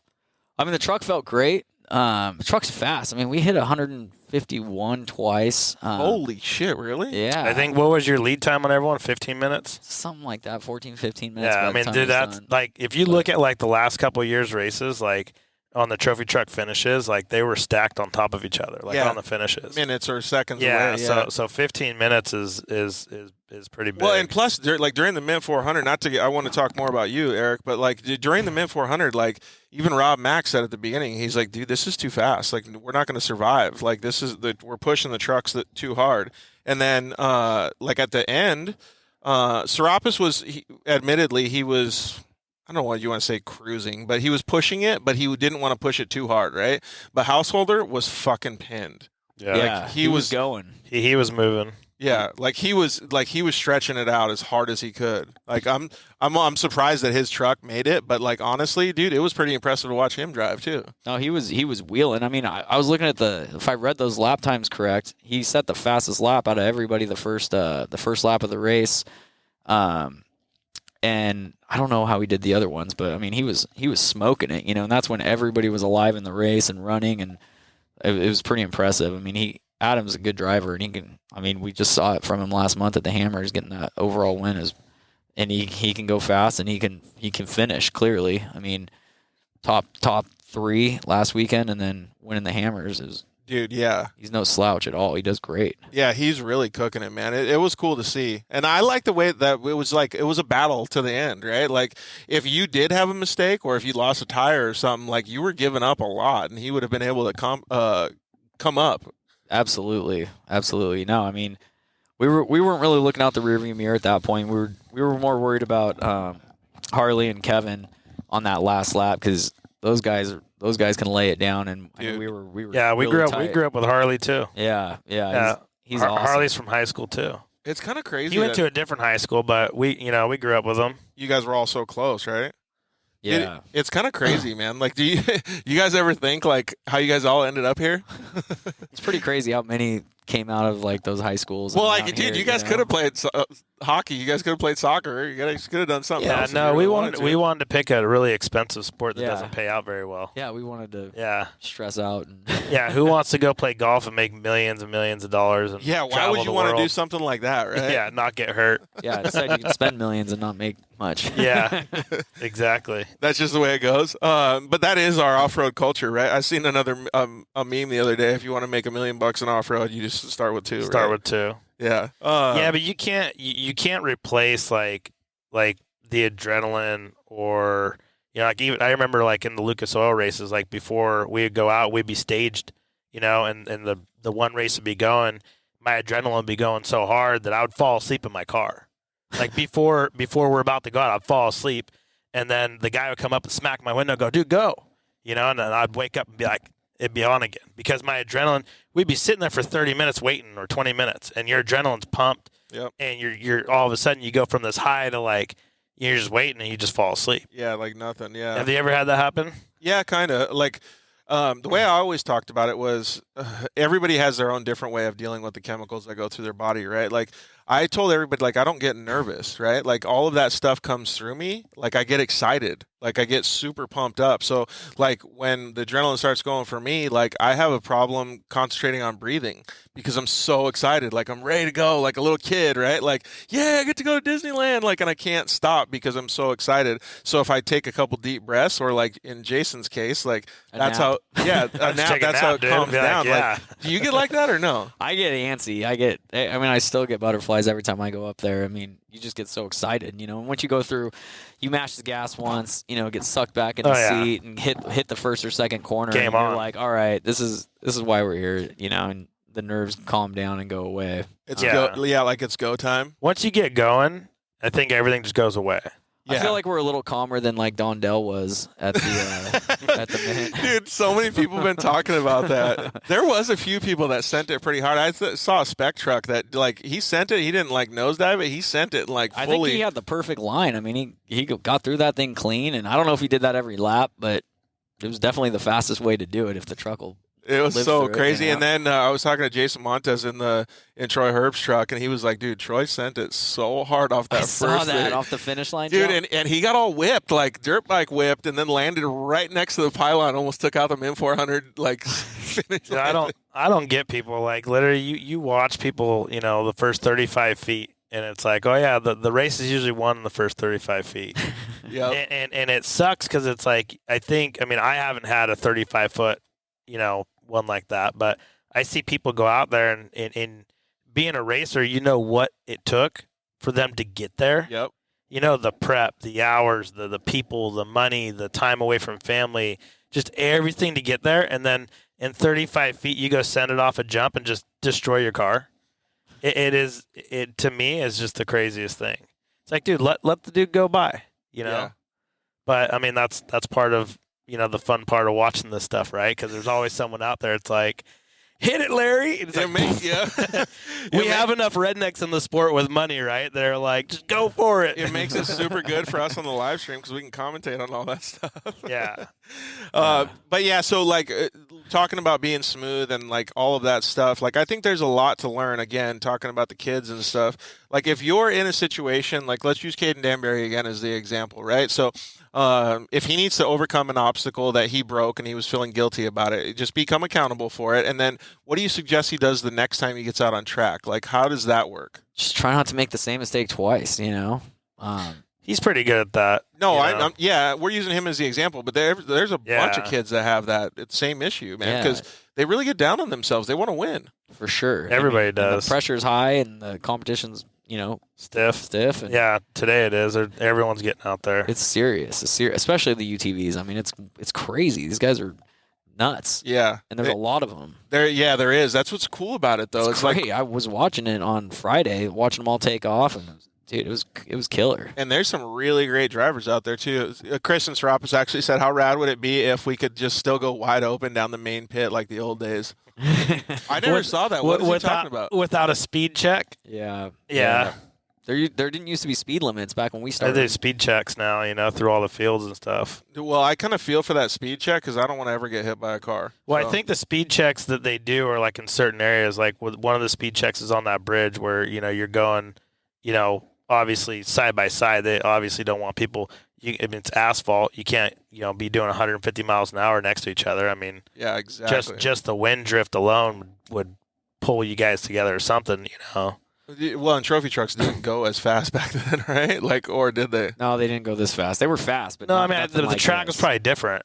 Well, the tracks weren't as rough. I mean, I don't think there weren't 75 or 85 unlimited cars running around there. Well, I mean, the tracks I think were probably still rough. I mean, they're but you got to remember, like, it's with evolution. Like, well, Kingpin Motorsports said they could have a bypass to watch the people go past. Like, that's what they should. I mean, that would be sweet. What do you mean, like take a longer route, but like more wide open, like a pit road, or do you stay on course, kind of thing? That's how they had it in the Hammers on the remote pit. You could pull off. Yeah, kind of like World Championships. Yeah, or you go straight. Yeah.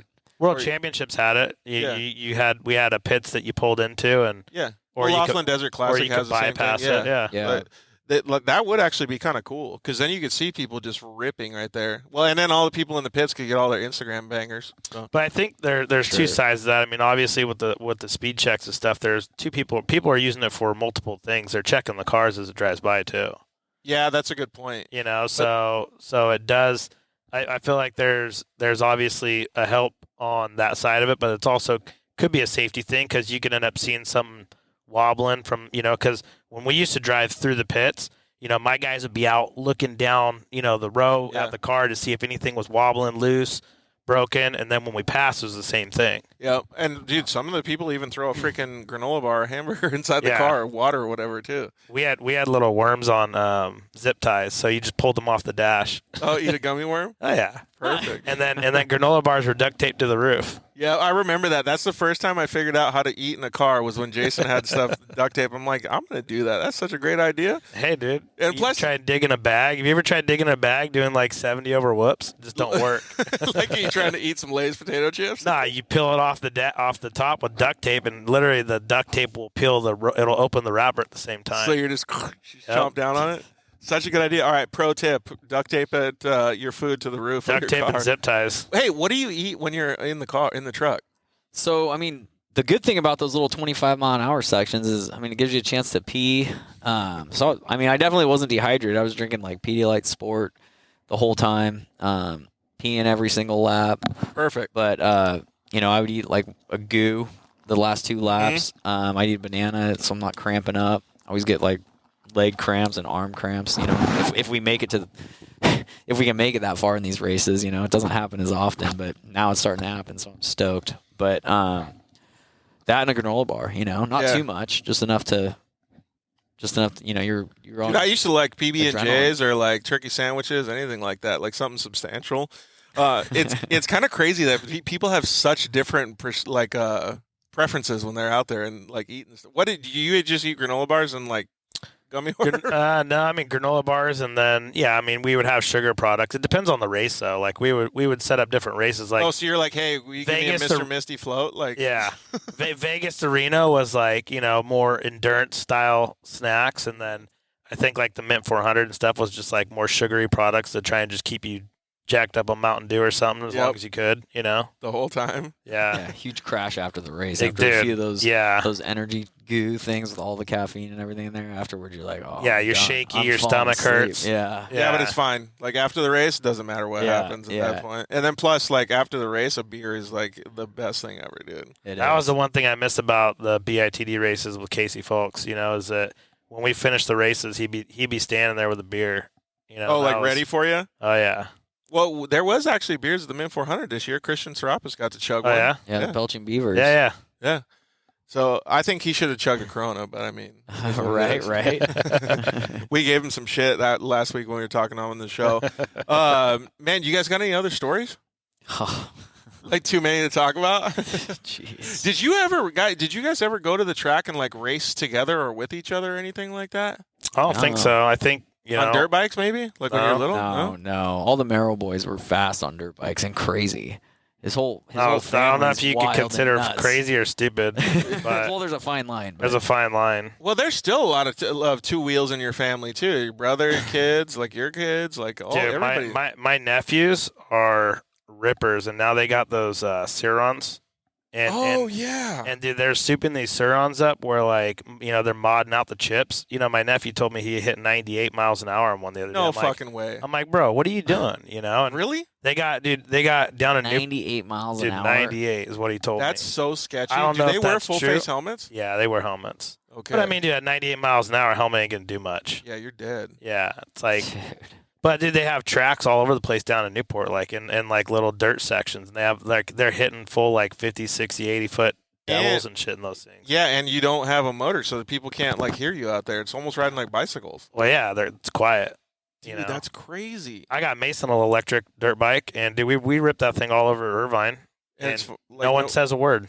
because it's quiet. Yeah, it doesn't make any noise. Dude, actually, we should talk about that then. Do you guys see like any type of racing ever turning, like a trophy truck being electric or anything? Like, because could you imagine if you could just have hot swappable batteries? So I I know- think Geyser's building one, right? I know I'll probably get shit for this, but I actually nerded out. I nerded out for a while on turning a Tesla into an off-road car. Like just dissect them. The problem is that it's all a unibody. Right. They don't actually have like a legit frame, so But can you use the driveline? you could. I mean, I've done a lot of homework on dissecting that stuff because KOH came out with like an electric class, but I didn't want to do KOH. But you know, I looked at like buying a salvage title Tesla and then just converting it over. It's just a lot of time, a lot of energy, a lot of time I don't That have would be right now. so wild. I wonder how long it would last. Like you go like 40 miles fully pinned. No, I mean, so when the big electric thing, like popped off in the beginning, when all these electric trucks were like having like a rival, like who was going to come out first. Like the Lightning and the Rivian and all that. If you remember, Brenthal built the Lordstown Motors truck, and they went down to Baja. I think they went like 20 miles. So, and something happened with the truck, and I don't know all the details on it. Was that electric? Yeah, I just know that I had a lot of stock in Lordstown that I bought on Friday, and I lost a lot of money on Monday. Oh, So, because I was like, yeah, I didn't know anything about that. Well, yeah, I mean, I thought, I'm like, oh, Brenthal built the truck. I'm like, dude, it should finish. I mean, why not, right? Like, and so I had high hopes for it because it's like, the first electric truck wins, not wins, but finishes the Baja 500, and Wall Street would go off, and so. Yeah, I lost a lot of money on that, so I was kind of bitter about that. But I think it went like. So now he looks into Tesla so he can make it. So yeah, so I'm like, I'm over here nerding out on stuff on how to, because the biggest issue they had was pulling in and charging the truck. Like they had like big generators on trucks. That's what I'm saying. Like if you had a hot swappable battery, yeah. But the problem is like the way that those systems are set up. It's not like a normal like the Tesla batteries.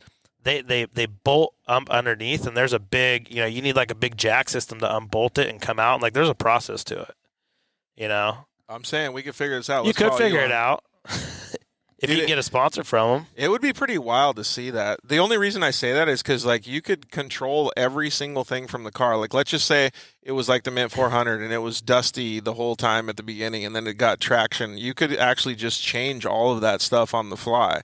And have less horsepower and like traction control, like it would do. I mean, I know you can do it on some of the bigger trucks and the more money teams, but like still, like, could you imagine how fast those things go? It's just money and time. I mean, we, when I raced, we messed with FLIR, and I don't know if you know what FLIR is. A lot of people don't. FLIR is night vision for boats. Okay. So you could drive in the night. So FLIR works the same way in dust. And so we were messing around with FLIR systems in our car, and the problem was just the dust in the screen. So we were trying to figure out how to drive through dust at full speed with a FLIR system. But the problem is like the FLIR systems that you could do that with that the government uses, they're like $100,000. Oof. So it's just time and money. Dude, that's so crazy. There's so much technology out there that we don't use, but people just have to have the resources or the money or time to put it together. Dude, I can barely get a Starlink set up on these things.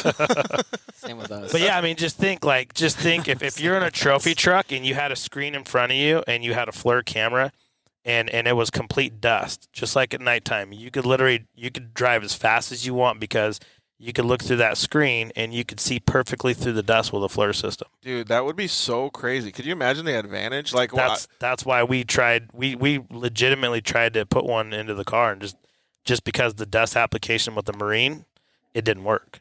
Oh. This is clogging the camera up. Yeah, I was just clogging the camera up. So we tried putting plastic rotators. Yeah. And it just unfortunately, like if you go through silt. It's everywhere. You can't get silt out of stuff for days. So it sticks to everything, especially electronical stuff. Dude, that's wild to think about how like in 5 years or 10 years, what we're going to be talking about. I think it'll be attainable because, those systems will come down in price. I think our Sierra has one in his truck, or he was running one. Does he? Yeah. I mean, like I said, if you have the funding and.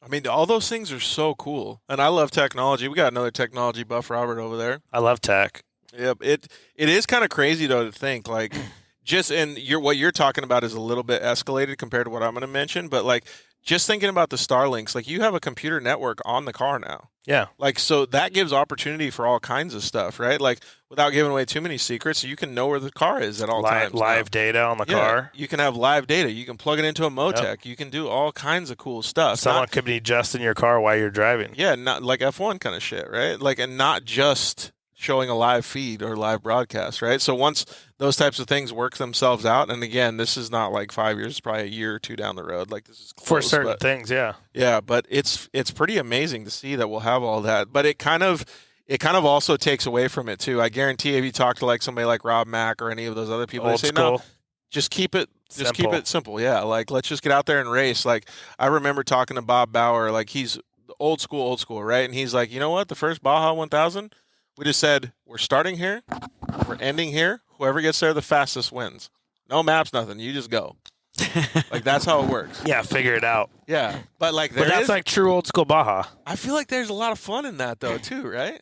Yeah, 100%. But, you know, it was like the same reason that happened with short course. Remember, the reason that we started to push the UTVs into the Lucas short course was because of money.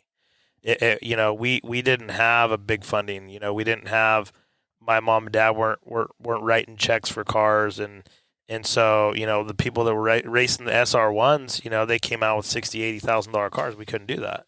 So we wanted to develop something that you can go buy off the showroom floor and have parts readily available, that you weren't stuck to one builder. Right. You know, kind of like if you go buy a Tatum sand car and you got Tatum front arms, I mean, you have to go buy them from Tatum. And if he charges $10,000, that's what you're paying. so be it. That's what you're paying. Yeah. Well, that's why the UTVs are so like adaptable, because you can go down to the nearest Polaris dealer and pick them up, and there's a ton of Polaris dealers. You know, they have a huge network.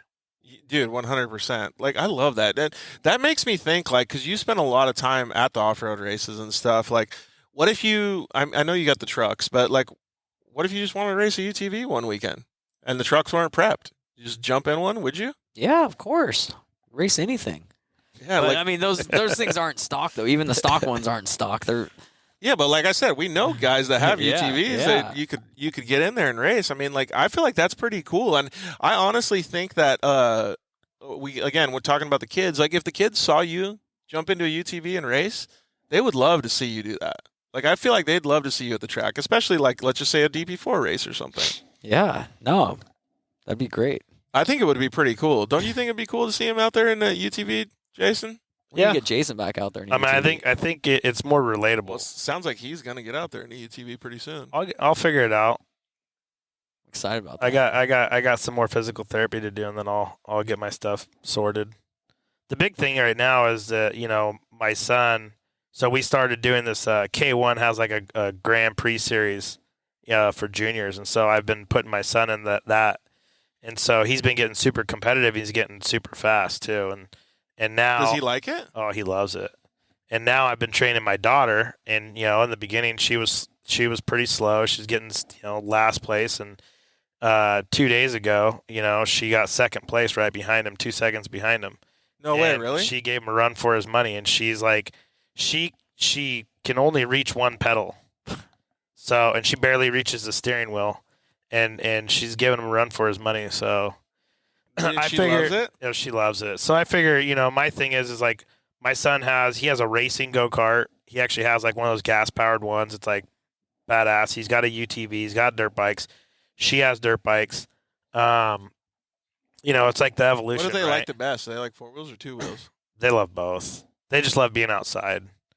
And I feel like that's like the biggest thing, you know, it's just making sure they get outside and have fun. And that's, honestly, like, that's been my motivation lately, and that's why I've kind of backed off a lot. But I feel like we could still go race 1 or 2 races a year. I feel like what we were doing before was just too much. You know, I think at one time we did 38 events in a year. Oh my God, really? Yeah. You know, we did full Lucas Oil Series. We ran Desert Series, you know, full BITD, and then, you know, we were running some of the other local races. I can't remember what they were called, like the Dirt Series. Dude, that's a lot. Yeah. I mean, so that's a lot of resources. And we were setting up at events, you know, for the parts company, and we were still doing a lot of stuff, like a lot of builds for Indian and Rockstar and Polaris, like a lot of, you know, behind the scenes stuff that people didn't see. So, dude, that's a freaking workload. I feel like I missed like 2 years of my son growing up, you know, and that was where, like, when I caught myself. Yeah, I get that. And plus now, like you just said, like seeing Mason and the girls and stuff, like actually enjoying the, like, I don't know what you want to call it, the beginning stages of motorsports, like that's pretty cool. My wife's the complete opposite. Like, dude, my wife was playing with dolls when she was little. My daughter's the complete opposite. She loves this stuff, and I'm gonna make it to where she passes my son, gives him some for his money. You know, Awesome. Yeah, that would be pretty cool to see, right?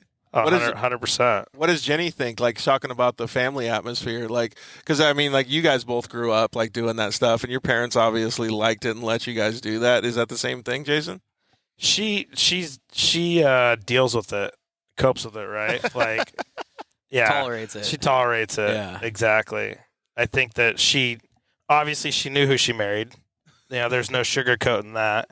So I always tell her, I'm like, if you didn't want, you get what you got. So I haven't changed. I'm still the idiot that I do all the crazy stuff that we do, Hey, I think all three of us are the same way, right? Yeah. She wants to put me in a bubble. I'm like, yeah, it's not going to happen. I was supposed to go snowmobiling this last weekend, and she was giving me, shit about going up the mountains because it just dumped, and one of her friends got stuck. I'm like, yeah, they probably drove a Prius up there. I'm like, I got a truck. We're fine. It's good. It's okay. Go? What's that? No, I didn't go. I figured I'd save it. I have to go to a bachelor party this weekend, so. There you go. Yeah. You got to pick your battles. Got to pick your battles, All right. Well, let's kind of wind down the show a little bit here. It doesn't look like YouTube and Facebook were actually being very nice to us, but that's okay. Instagram still worked out today. That's a flip from last time. Doing these live podcasts is very much like an off-road race. Sometimes it works, sometimes it doesn't. But it's cool, man. I really appreciate both of you guys taking the time, obviously, away from your families and just kind of hanging out and doing shop talk with us. I do want to have rapid-fire Q&A with Eric, though. You want to do it real quick, Jason? Did I give you Oh, you want me to ask him questions? Well, you ask a question, and then I'll ask a question. So with the rapid-fire Q&A, why don't you just start with the first one? Where did you grow up? That one? No, the rapid-fire Q&A. Okay, got it. Tacos or hot dogs? Tacos. Big taco guy. Tacos for sure. Chicken or asada? Asada. Every time. Dunes or the river? River. Big river guy, really? River for sure. What are you taking to the river? Jet skis? Jet skis, little ski boat. I'm gonna give him shit all the time. Anything that floats. I'm gonna give him shit. Cooler. I'm gonna give you shit about the jet skis all the time now. So, did you bring your jet ski today? The E-Perb? Yeah, exactly. Let's see here. Action shots or still shots? Action shots. Oh, big action shot guy. Some of those action shots that the Mint 400 took of you were pretty sick, dude. That one where you're coming out of the corner all wheeling. Dude, it's such a trip. Yeah, it is. Such a trip. I can answer this one for him. Three-wheeler or quad? Quad. Quad? Quad? Oh, I didn't think you were gonna do that one. I thought you would have said three-wheeler. You're not a big three-wheeler guy? I mean, I like three-wheelers, but I haven't ridden one in a long time. Dude, if you were going to pick a three-wheeler, what would you pick? 250R. Dude, going big 250R. Three-wheel death machine, bro. Yeah, totally. Right. If you haven't sucked your leg or flipped one of those, dude, you haven't lived. And remember when they had those the kickstart that would always come back and like bite shin? your ankle? Your shin. Slam. Have you guys seen they turn those like a CR450 into a three-wheeler? They like use a half of a 250R chassis or a 200X chassis, and then they use the front end of the. Like the drag ones? No, it's like an actual CRF 450, like the front, and then where the swing arm comes out, it's a solid axle three-wheeler, and then they put the fairings on it. No, dude, it's wild. Yeah, That's I cool. Wild. I gotta show you some of those Sounds things. crazy. Well, I don't know if I would ride one. All right, see, pizza rolls or jalapeno poppers? Pizza rolls. Coffee or tea? Even though the pizza rolls burn the fuck out of the top of your mouth. Yeah. I'm not a jalapeno popper. Both those burn the top of your mouth. What are you talking about? Yeah, that's a good point. You said tea? I like both. I love coffee and tea. Coffee in the morning, tea in the afternoon. All right, what's your favorite movie? Top Gun. The new one or the old one? The old one. The OG one?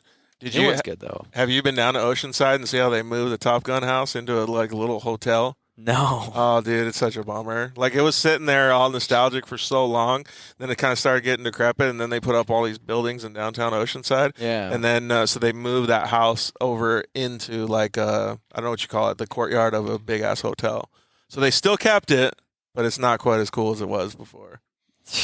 No, I didn't know that. The way the world turns, man. Instagram or Facebook? Instagram. Well, so you're going to step up your Instagram I'm going game? to Is that try. what you're I'm doing? going to try. Just let your chick take it over. Right. Just do like one of those shared accounts where it's like Diana/Eric. Yeah. Right. And then all of a sudden, See some of the people we grew up with. You see, Oh, like, bro. got Yeah. it, So got every it. time- Oh, your you're balls one are of in the those, same. you're one of those. Yeah. Got it. Yeah. every time, That guy's not racing trucks. every like 50th picture is just Eric on the podium. Until then, he doesn't get anything. Yeah. Let's see here. If you could have any superpower, what would it be? To fly. You gonna fly? Yeah. Dude, we talked about this a bunch because I kind of feel like this is a little controversial. Like, did you pick what was your superpower that you picked, or did I? I didn't pick one. What is it? Yours? What I would don't it be? know.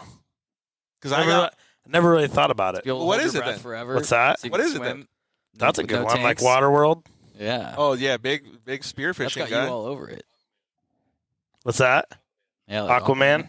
You would do Aquaman? Oh, I don't know. So like I always wanted to like the flying thing sounds cool, but I like the jumper thing where you can like jump to places Right. like not like Oh, that's jumping a good one. like That's a that good movie one. I didn't Jumper think where about you that. like teleport or Yeah. whatever. Like I feel like that would be so sick because then you could just think and be like, oh, I want to go eat in Italy for lunch and Yeah, I just- want to go rob a bank. Yeah, Problem solved. Yeah, Like, hey, what kind of trophy truck you want? Yeah. Where'd you get all that money? Don't worry about it. it's cool. You get your own truck. Yeah. All right, what's the next one, Jay? Netflix or YouTube? Netflix. Have you seen Drive to Survive, the F1 thing on Netflix? I haven't watched it yet. Dude, it's solid. I've heard that from everybody. I know there's 5 seasons now. Well, so, Cole Hardin said your favorite movie is Goonies. I love Goonies too. Who doesn't love Goonies? Yeah, Goonies is a good one. It's a legend. That Goonies just is great. shows I how love old we Goonies. are, right? So the Netflix Thanks, Cole. you got to see that series because like this is what I want so bad for Off-Road to have a series like that. Like it would be so cool. I mean, it's a multi-million-dollar production, so I don't think it's ever going to happen. But if we could figure out a way to show the masses, because like when you think about the popularity of F1 5 years ago, it was very low. But now, since that has shown to the general public, it's massive. Like, it's got way more of a following. You talking about like the same thing in off-road? Yeah. I mean, the same concept in off-road, That's what right? this is, right? I feel like Kind of. I mean, like... I don't disagree with you. I feel like with, everything going on with off-road, like all the big manufacturers and OEMs pulled out. I mean, and when they did, it kind of fell out. I feel like the new manufacturers and OEMs are like the UTVs. It's like they're the only ones that are giving true support. Like you don't see Chevy, Ford, Dodge.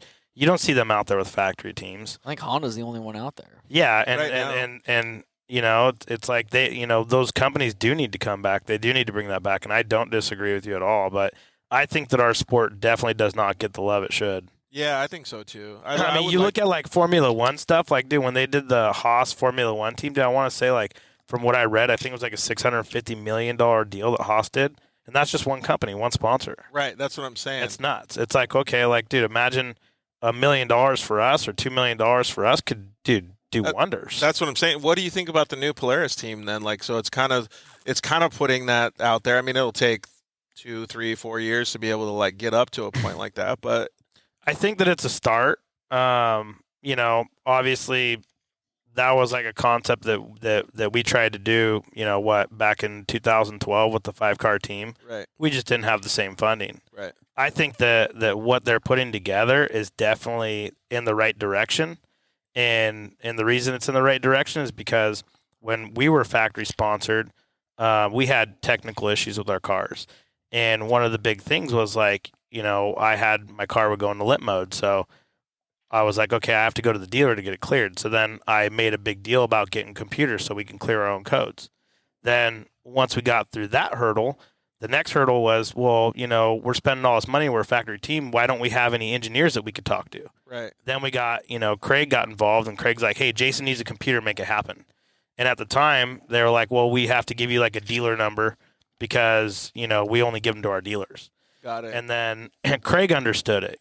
Craig got it. And that's obviously why he's part of that factory team, is because in order to, they're spending all this money racing and they don't have their own in-house engineers helping these guys accomplish things. right. And that's part of where they're going. I think it's good because hopefully maybe it'll push other OEMs to step up. Maybe, I feel like the Honda team, I feel like they're spread thin. I think they need to break it apart. Yeah. I think they need to give the UTV thing to somebody, and they need to take the truck side and give it to somebody. Yeah, I like where your head's at, and they're doing a lot. They need to separate that because I feel like they're putting too much on one plate. Because the reality is like, no, I don't follow the Proctor race team, but I don't see them on top of the box all the time, and I think they're just spread thin. I think they just won last weekend, right? Yeah. They won the Baja, didn't they? Yeah, and they won at the Mint too. Yeah. But like They're The doing truck good. won, too, and I think the truck won the Hammers and the I'm not talking about Trump. I'm talking about the UTV. Oh, I think okay. the UTV, I don't know. They've been winning a lot. They have? Yeah, I But mean, I okay. keep seeing it. Yeah, they do been really well. really good. But I mean, maybe that's a lot better than it was, 2 years ago? yeah, and I'm just talking more about Proctor runs a fantastic program, and I really like the way that they do the program because it reminds me of motocross, right? Like dirt bikes and stuff, supercross teams and He stuff. runs it legit. Yeah, absolutely. How it should be. Yeah, Good. absolutely. And everything looks nice. that's why always, Yeah, you know? his setups are definitely clean. that's He why definitely shows up, presentable to a factory standard. yeah, absolutely. Well, and the Japanese run it a little different than the United States people do, so he better be on point, right? Yeah, 100%. But the thing that I like most about it is it shows a good future for the sport of off-road or for the off-road community, right? Like no matter what happens, when you have an entity that starts building a new thing that people haven't quite seen yet, like what the SCI group is doing with the Polaris factory team, it gives an opportunity for growth. Period. 100%. And that is the most meaningful portion of it. And I do think that there is going to be some leaps and bounds that they have to overcome, but that's with anything, right? When you're paving the way, you're paving the way. Hopefully, and with all due respect to everybody, hopefully those bigger programs don't pull away from some of the, core people that have been there from day one too. Well, you never know. I mean, hopefully it doesn't pull away from still supporting other racers. You never know. That's just a question that always has to be answered with time, right? Yeah. But I'm just saying in general, like hopefully it does not pull away from still supporting the racers. But as we're talking about that, though, too, I don't know because I don't know if it's going to affect other people. But as we talk about that, you got to remember we're a vigilant group, right? Like let's just say I was affected because I used to be a Polaris factory driver and I didn't get a part of that team. Well, that shows me another opportunity. It says, okay, well, my normal is not going to be what their normal is now. Now I can go somewhere else and I can look for non-endemic sponsors, like what I did with you, Jason, and the UTV Wolfpack. I asked you, I said, should I keep all your sponsors? You're like, no, go get your own. Like, we have a limited budget. We're sticking to this. So I was like, okay, cool. And then I went out and got some non-endemic sponsors. I brought Supercuts to the table, right? Like, that was something that was cool. But it was because of what I was shown. I said, okay, I'm not going to get any help there. I got to go find it elsewhere. And I think if people understand that they have the opportunity to do that, that it'll open up doors that they didn't even think were open because they got one closed in front of them. So now it pushes them to go do something else. 100%. So I do think that there's a lot of opportunity for growth, and that's what I mean by progress and growth. So, but I mean, like Eric's setup, Eric's family, and they own a Honda, Kia, Buick, Pontiac, GMC stores, and you'd think that GMC would see stuff like this, and they'd be like, hey, we should come down there and be the title sponsor on the side of that truck if GMC's watching this, right? That's a great idea. Yeah, I mean, these companies, GM, obviously GM, like go back to the Lordstown Motors thing. GM was a huge contributor to that Lordstown. They got a bunch of the people over there. They did spend the money to take the Brenthal truck and have the Brenthals build that truck and go bring it down to Baja and do that. So, why isn't GM, why isn't Ford, why aren't they coming into these sponsors? Now the Mint 400 is televised, so they can't make the excuse that, hey, we're not televised, we don't have the coverage, Yeah. So now that that's there, why aren't these big companies coming in? I think they got to be shown it, right? Like they got to be reintroduced to it. You got to remember too that there's a lot of turnover in those companies. 100%. And those people, like the new guys, may just never known about it, right? But if you look at like NHRA and NASCAR and all those places, like did they dump insane amount of money in those places? Right. Well, it's because of the viewership, right? I mean, yeah. We're getting there. They haven't been televised for long though either. Off road. I mean, the Martellis do a killer job. We're getting there. Dave Cole does a great job at it, but the Baja is televised, right? Not the way not the way it should be. Not the way you're talking about. Yeah, like it's not televised. Like, well, so I went to Nitro Rallycross over the weekend.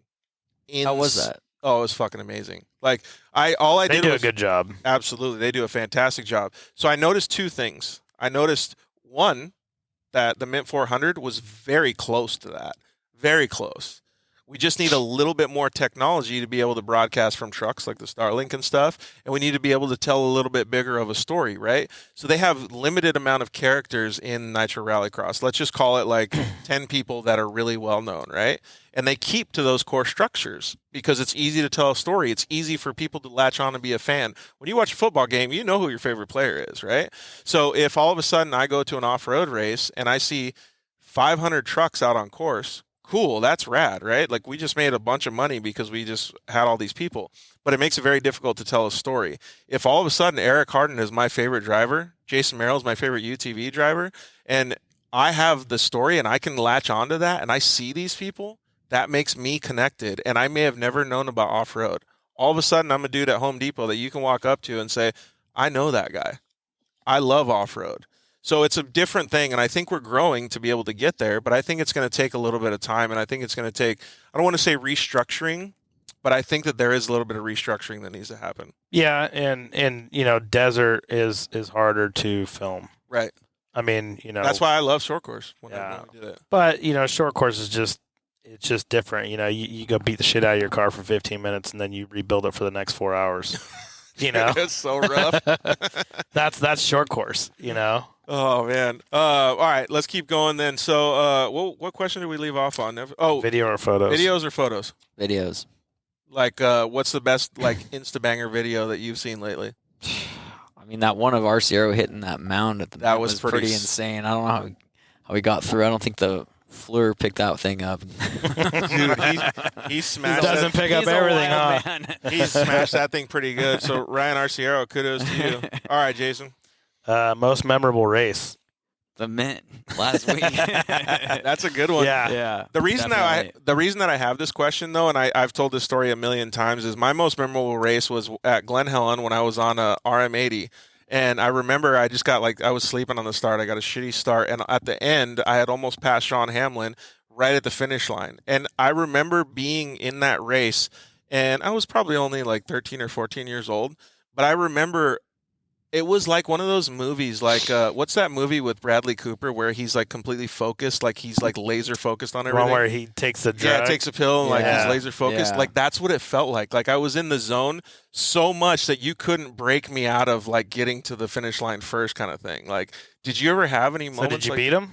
No, I was like, I was thought you were just going like, into like a oh, banger on that one. I wish I Yeah. was, but I was Same like, here. I was so far behind. I was almost like 3/4 of a lap behind, and I ended up being like maybe 2 feet from passing him at the end, like right at it. And but it was one of those things that I'll never forget because I really have never had that level of focus ever since. I don't know if you guys Came have had- from the back to the front. I think it was just the laser focus that I had. It was like I was on some sort of like drug inside my system that just made me think like superpower, or like racing guy or something. I had I won at the very end of the year. They take all the UTVs of the Lucas Oil Series Uh-huh. and put them all together.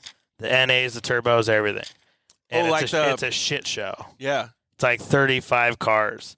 And I remember I got a shitty start. I ended up winning that race against all the turbos. I was in a naturally aspirated car. And I won that one and I came from the back. So that's like Yeah. yeah. Where you just like you couldn't do anything wrong. And dude, no, at the very last corner, like somebody was coming up on me, but I got over the finish before he did. I ended up getting that big trophy. You know, like they have this big championship trophy for that one race because it's a shit show. Yeah. You know, there's 35 cars and they're all different classes. They just throw them all into one freaking deal. Yeah, what do they call it? Like when it's Pro 2s and Pro 4s, like the World Cup or something like that? Yeah. Yeah, like the same kind of shit. They do the same shit with all the UTVs. Have you ever had that like mental focus, like where you were just locked in? I mean, I felt like that at the Mint for sure. Yeah. Like just calm, cool, and collected, not stressed out. You know what I mean? It's so crazy because like as a racer, you want that all the time, but it doesn't always work It doesn't out. always work. No. There's a lot of frustration. You know, feeling flustered. Oh, Somebody why'd I hit passing that you. rock or something like you take the wrong line or you Yep. get in somebody's dust and like you get blow pissed. you blow a corner, you lose the start off the line. You know, Yeah. all these different things, and then you're kind of chasing the whole time.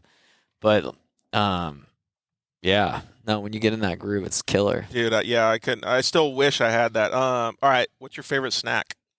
Gushers. Oh, big Gushers guy. I didn't Yeah. expect that. Yeah, I love Gushers. Nice. Supercross or motocross? Supercross for sure. Big. So who are you going with right now? Like, have you been watching and keeping up? I mean, I love Roxon, just watching him. So were you pumped that he won last weekend? Yeah, dude, it's crazy. Dude, what about you, Jason? Have you been watching it all or keeping up? Yeah, the last couple times I haven't. No? But no, just Dude. been inundated with work. Yeah, I mean, We usually don't miss like an A1. I don't think we've missed an A1 in forever. So now you did, though? Dude, it's been knockdown, drag out. Like, the racing this year has been pretty insane. I mean, I saw the Deegan, on taking out his social own media thing, yeah. Yeah, taking out his own teammate. Saw that one. Dude, that kid wants to win. Those two kids were on the same team, right? Deegan's yeah, but I mean, star. Yeah, Deegan just wants to win. I mean, he's hungry. Dude, it's kind of crazy. But yeah, like, I was so pumped when Kenny won, like, because he's like my guy too. Like, and maybe I don't know if it's the same reason for you, but I like him because he's been through so much and he's never given up. He's definitely not giving up, and it's rad. Dude, it's so cool. And you can even see, like, I saw some sort of video like a long time ago when he goes to like put his I don't know what the chin strap on his helmet on. You can see his arms don't work like they should. Like, none of those guys' arms work like they should. Oh, Kenny's especially because he's broke. But like, dude, it's all those guys that all the guys that we've known over the years, like Nathan Ramsey and McGrath. Moto dudes. Yeah, McGrath and Reed, all the people that we're friends with, and they're all put together with bolts and pins. I mean, every single one of them. Dude, yeah, it's crazy, right? Yeah. Let's see here. Oh, what other form of racing would you like to try, Eric? I mean, I'd drive a UTV sometime for sure. I didn't think you were gonna pick. I thought you were gonna pick jet ski racing. Oh no way, no way. Too old for that. Speedboat or dragster? Speedboat.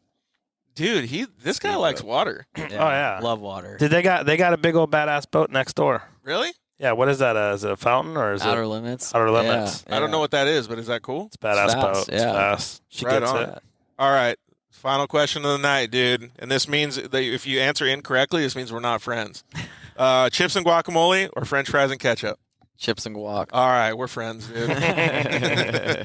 All right, well, yeah. So let's kind of close out the show. I think you should probably give a big thanks to all the people that helped you at least propel to the Mint 400 victory. But honestly, it's all the years leading up to that too, right? Yeah, no, I mean, this doesn't happen without tons of work and sacrifice from everybody, Obviously, my wife, Diana, thank you so much. My dogs, Trophy and Trick, they're named after Trophy Truck and Trick Truck.